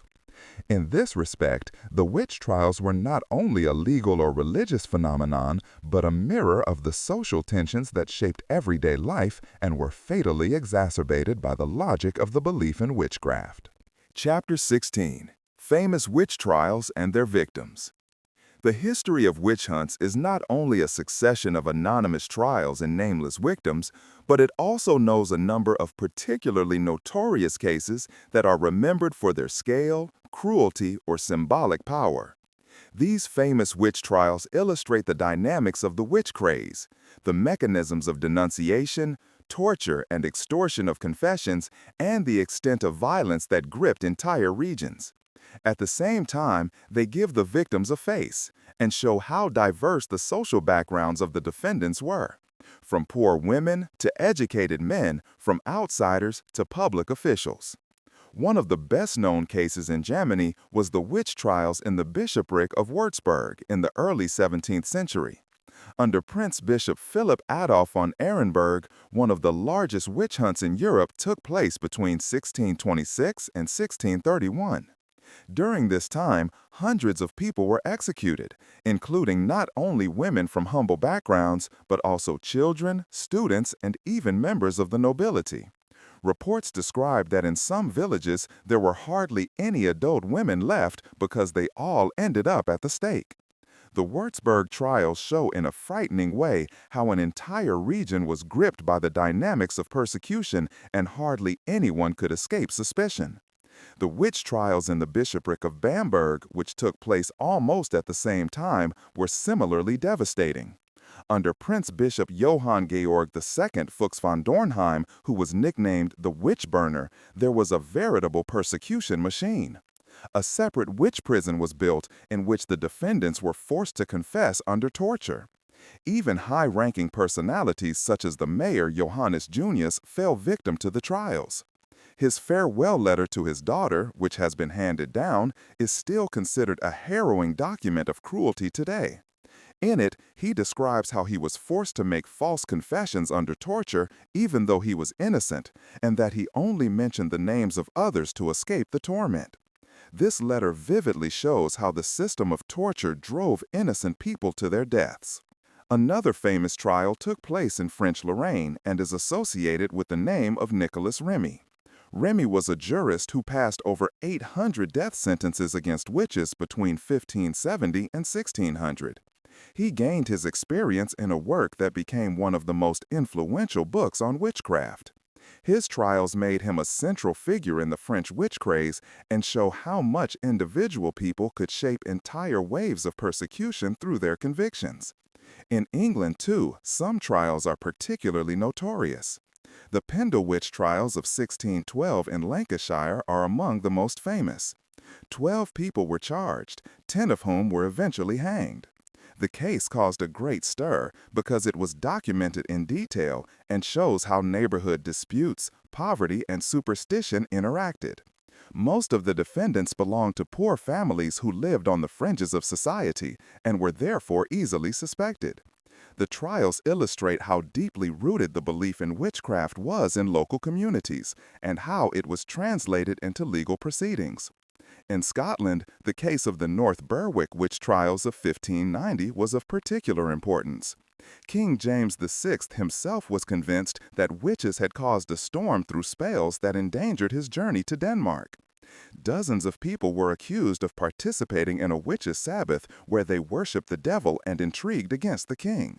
Many of them were executed, and the case shaped Jacob's thinking so much that he later wrote his own book on demonology, which in turn became the basis for further persecutions. This case shows how political events and personal beliefs of rulers could reinforce the witch craze. A particularly harrowing trial took place in the Basque Country in Spain. In 1609, hundreds of people were accused of participating in witches' Sabbaths in Zugarramurdi. The Spanish Inquisition launched an investigation that initially resulted in numerous death sentences. But, remarkably, after a closer investigation, the inquisitors concluded that many of the accusations were based on fantasy and rumors. They stopped the persecution and condemned the exaggerated belief in witchcraft. This case shows that the Inquisition in Spain was not only the perpetrator, but in some cases also the brakes on the persecutions. In Scandinavia, too, there were trials that went down in history. Especially in Sweden, there was a great witch hunt between 1668 and 1676, which reached its peak in the Dalarna region. Children testified that they had been abducted by adults on witches' Sabbaths, and their stories sparked mass hysteria. Hundreds of people were charged and many executed. Only when the government intervened and doubted the children's statements, the wave came to a standstill. This episode impressively shows how quickly rumors and childish fantasies could cause a society to panic. The processes in the Alpine regions, such as Switzerland or northern Italy, should not be forgotten either. Especially in Valais and Piedmont, early and cruel witch hunts occurred in the 15th and 16th centuries. Entire groups were accused of participating in nightly gatherings, and many people ended up at the stake. These trials are considered precursors to the Great Witch Hunt and show how regional traditions influence the belief in witchcraft. The most famous victims of the witch hunt are not always known by name, but in some cases their stories have survived. In addition to Johannes Junius from Bamberg, there are numerous letters, protocols, and reports documenting the fate of the condemned. They tell of people who protested their innocence in agony, of families that were torn apart, and of children who were executed as witches. These individual fates make it clear that the witch trials were not abstract events, but real tragedies that cost countless lives. In summary, it can be said that the famous witch trials and their victims are a mirror of the mechanisms of witch mania. They show how local conflicts, political interests, and religious zeal work together to trigger waves of persecution. They make it clear how cruel the dynamics of torture and denunciation was, which always produced new victims.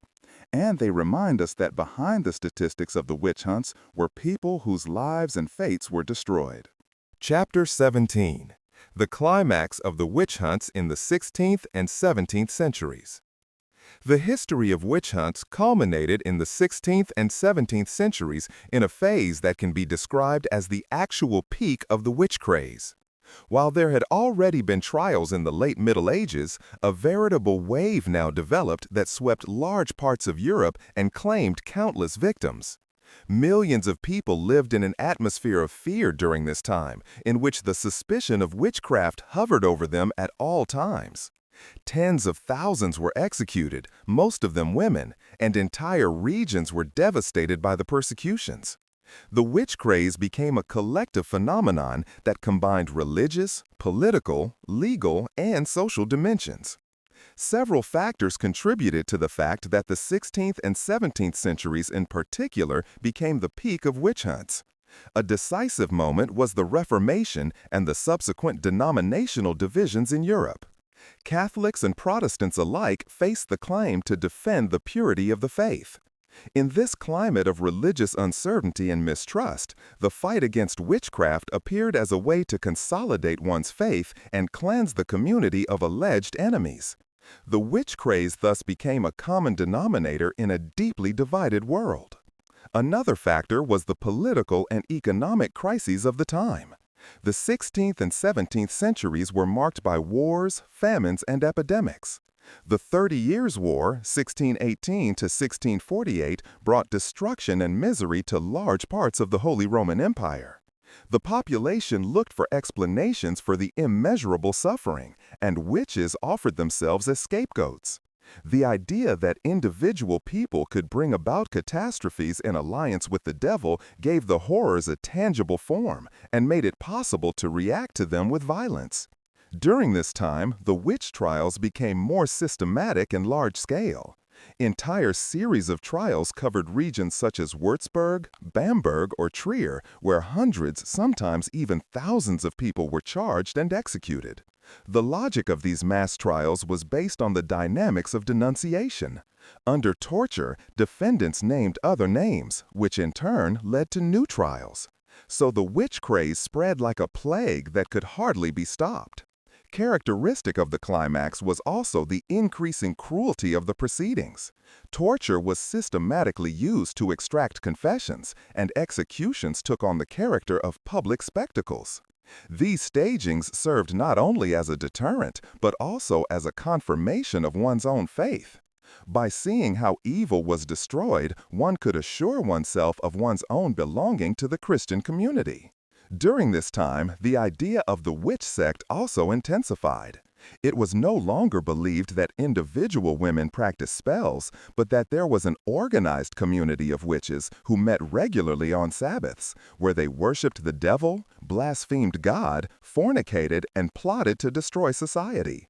This idea made witchcraft a comprehensive threat that endangered not only individuals, but the entire order. The idea of a conspiracy gave a new dimension to the trials and justified the mass persecutions. The victims were predominantly women, often older, single, and poor women who were already vulnerable in society. But in the great trials of the 17th century, men, children, clergy, and members of the upper class were also affected. In Bamberg, for example, the mayor Johannes Junius was executed, and in Würzburg, students also fell victim to the trials. This shows that the persecutions in this phase no longer affected only the margins of society, but reached deep into its center. Regional differences remained, but overall, it can be said that the whole of Europe was caught in the wave. In Germany, the trials were particularly intense, but France, Switzerland, Poland, Scotland, and Scandinavia also experienced severe persecution. In England, they occurred mainly during the Civil War, while in Spain, the Inquisition conducted trials, but often intervened in moderation. Italy also showed mixed pictures, with fierce persecution in the Alpine regions and restraint in Rome's sphere of influence. In addition to the legal and religious dimensions, social factors also played a role. Witch trials served to channel tensions within the communities, to settle conflicts, and to find scapegoats. At the same time, they strengthened the authorities of the authorities, who presented themselves as defenders against evil. The trials were thus not only a product of superstition and fear, but also a means of political and social control. The climax of the witch hunts was also a time of intense theological and legal debates. Works such as The Witch's Hammer had already laid the foundation before, but now numerous other writings were created that defined witchcraft, justified its fight, and guided the courts. Theologians and jurists provided arguments to support the persecutions, creating an ideological foundation that was difficult to shake.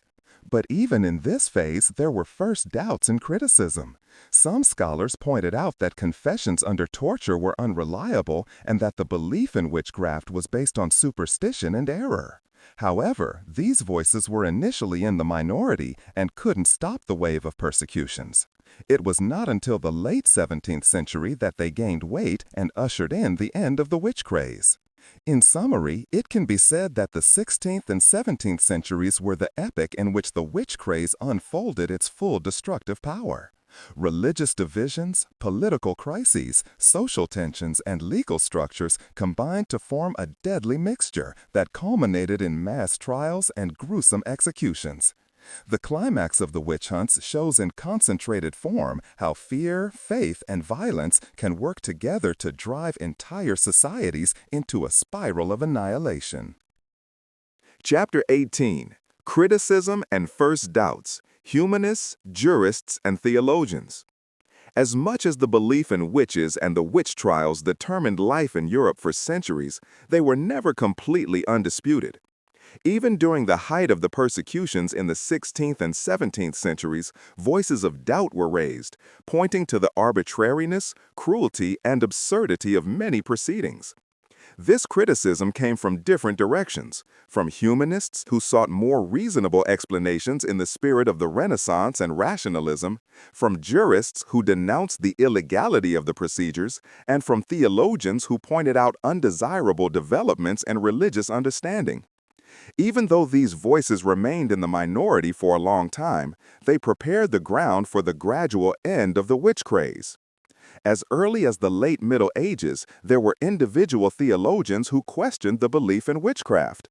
The Canon Episcopi, an ecclesiastical text from the 10th century, was authoritative for a long time and described nocturnal flights by women as an illusion.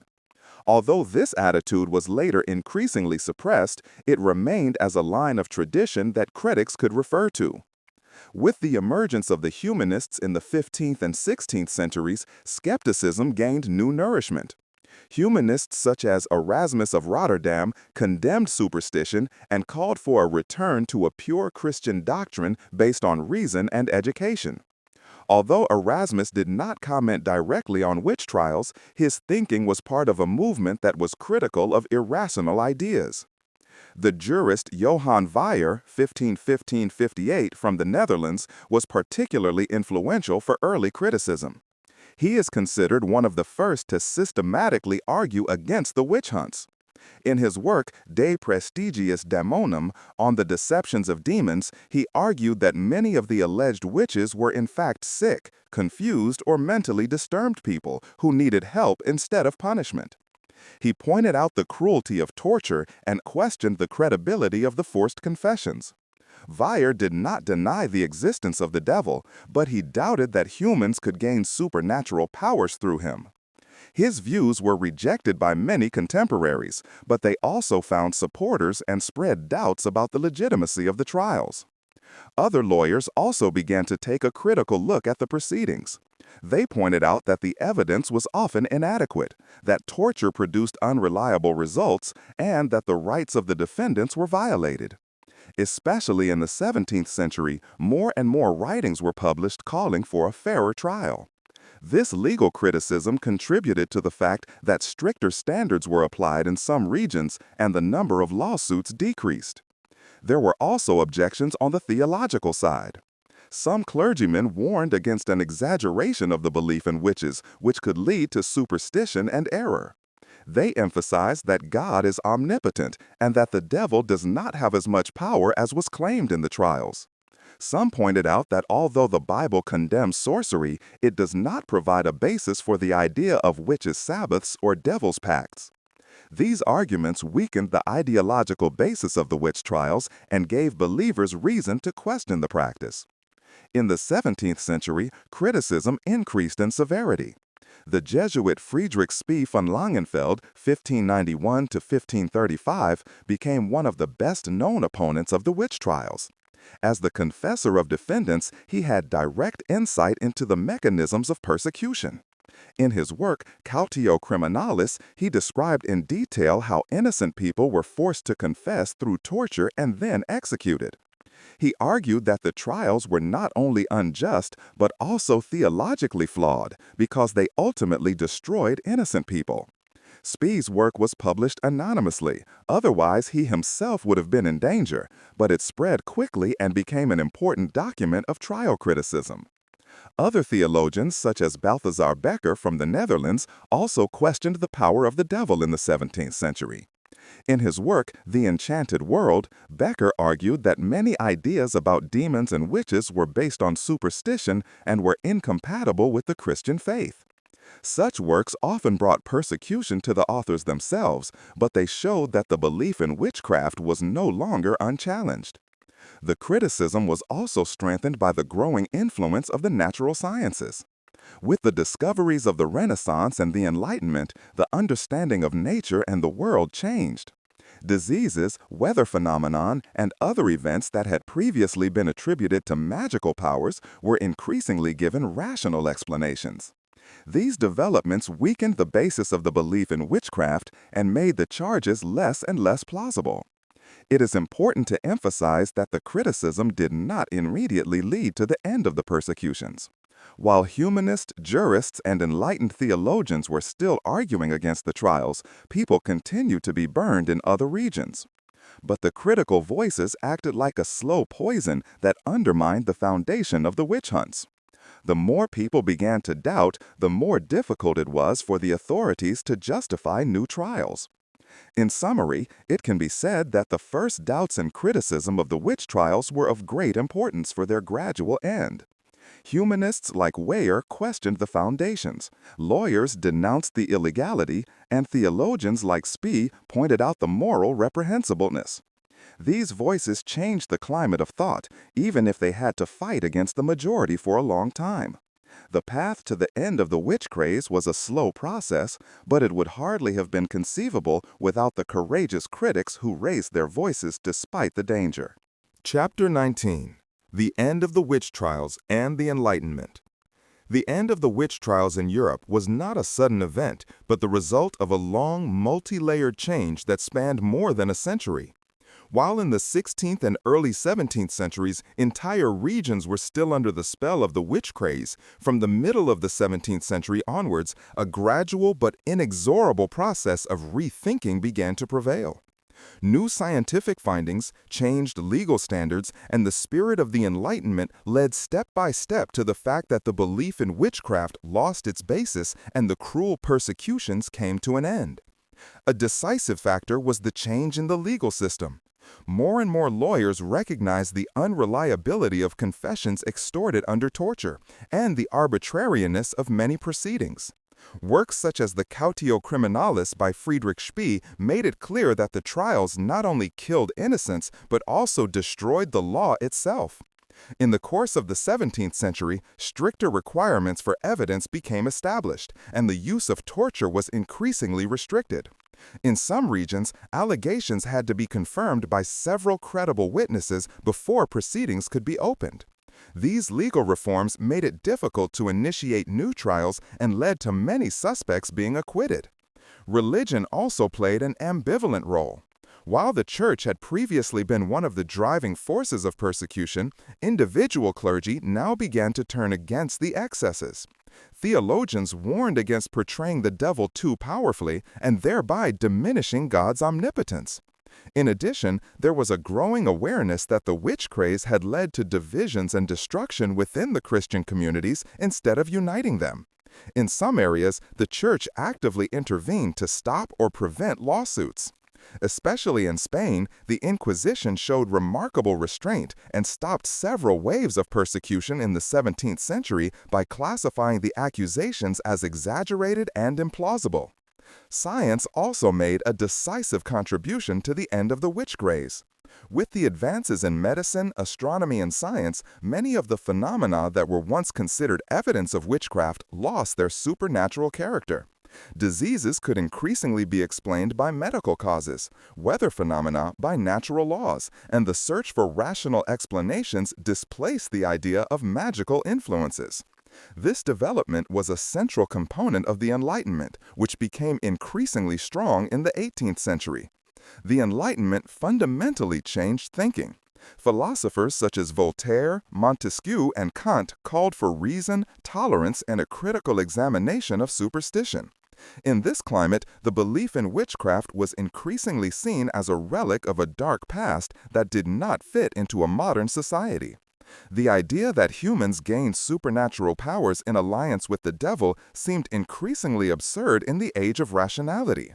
Philosophy questioned not only the witch hunts, but also the structures of power in church that had made them possible. The end of the witch trials did not take place everywhere at the same time, but in waves that took place very differently from region to region. In some areas of Central Europe, persecution ceased as early as the late 17th century, while in other regions it continued until the 18th century. In 1749, Germany experienced one of the last major trials in Würzburg in which a woman was executed. In Switzerland, the last witch trial took place in Glarus in 1782 with the execution of Anna Goldy, which officially ended with the death penalty. In Poland, even in the early 19th century, individual trials were still being conducted, even if they no longer resulted in death sentences. These last trials show that the belief in witchcraft did not simply disappear, but remained anchored in people's minds for a long time. Even after the authorities had stopped conducting trials, ideas of witchcraft and sorcery persisted among the population. In rural regions, women continued to be feared or shunned as witches, even if they were no longer brought to justice. The end of official persecutions was therefore not synonymous with the end of the belief in witchcraft, but rather a break between the ideas of the elites and popular belief. Another aspect of the end of the witch trials was the growing criticism of the cruelty of the executions.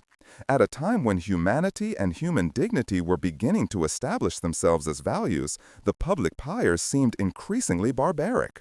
Reports of torture, extortion of confessions, and mass killings shocked many contemporaries and led to a rethink. The memory of the excesses of Bamberg, Würzburg, or Trier remained in the collective memory and was used as a deterrent example of how far superstition and fanaticism could lead. In summary, it can be said that the end of the witch trials and the Enlightenment were closely linked. Legal reforms, scientific advances, theological criticism, and philosophical thinking together led to the loss of the belief in witchcraft. The trials did not stop suddenly, but slowly died out until they were finally considered a relic of a dark past in the 18th century. But the road there was paved with countless victims whose fate served as a warning. The Enlightenment made the witch trials a symbol of the triumph of reason over superstition. They became a negative example that showed how dangerous it was when fear, irrationality, and abuse of power interacted. Thus, its end was not only a legal and political caesura, but also a cultural break that had a lasting impact on Europe.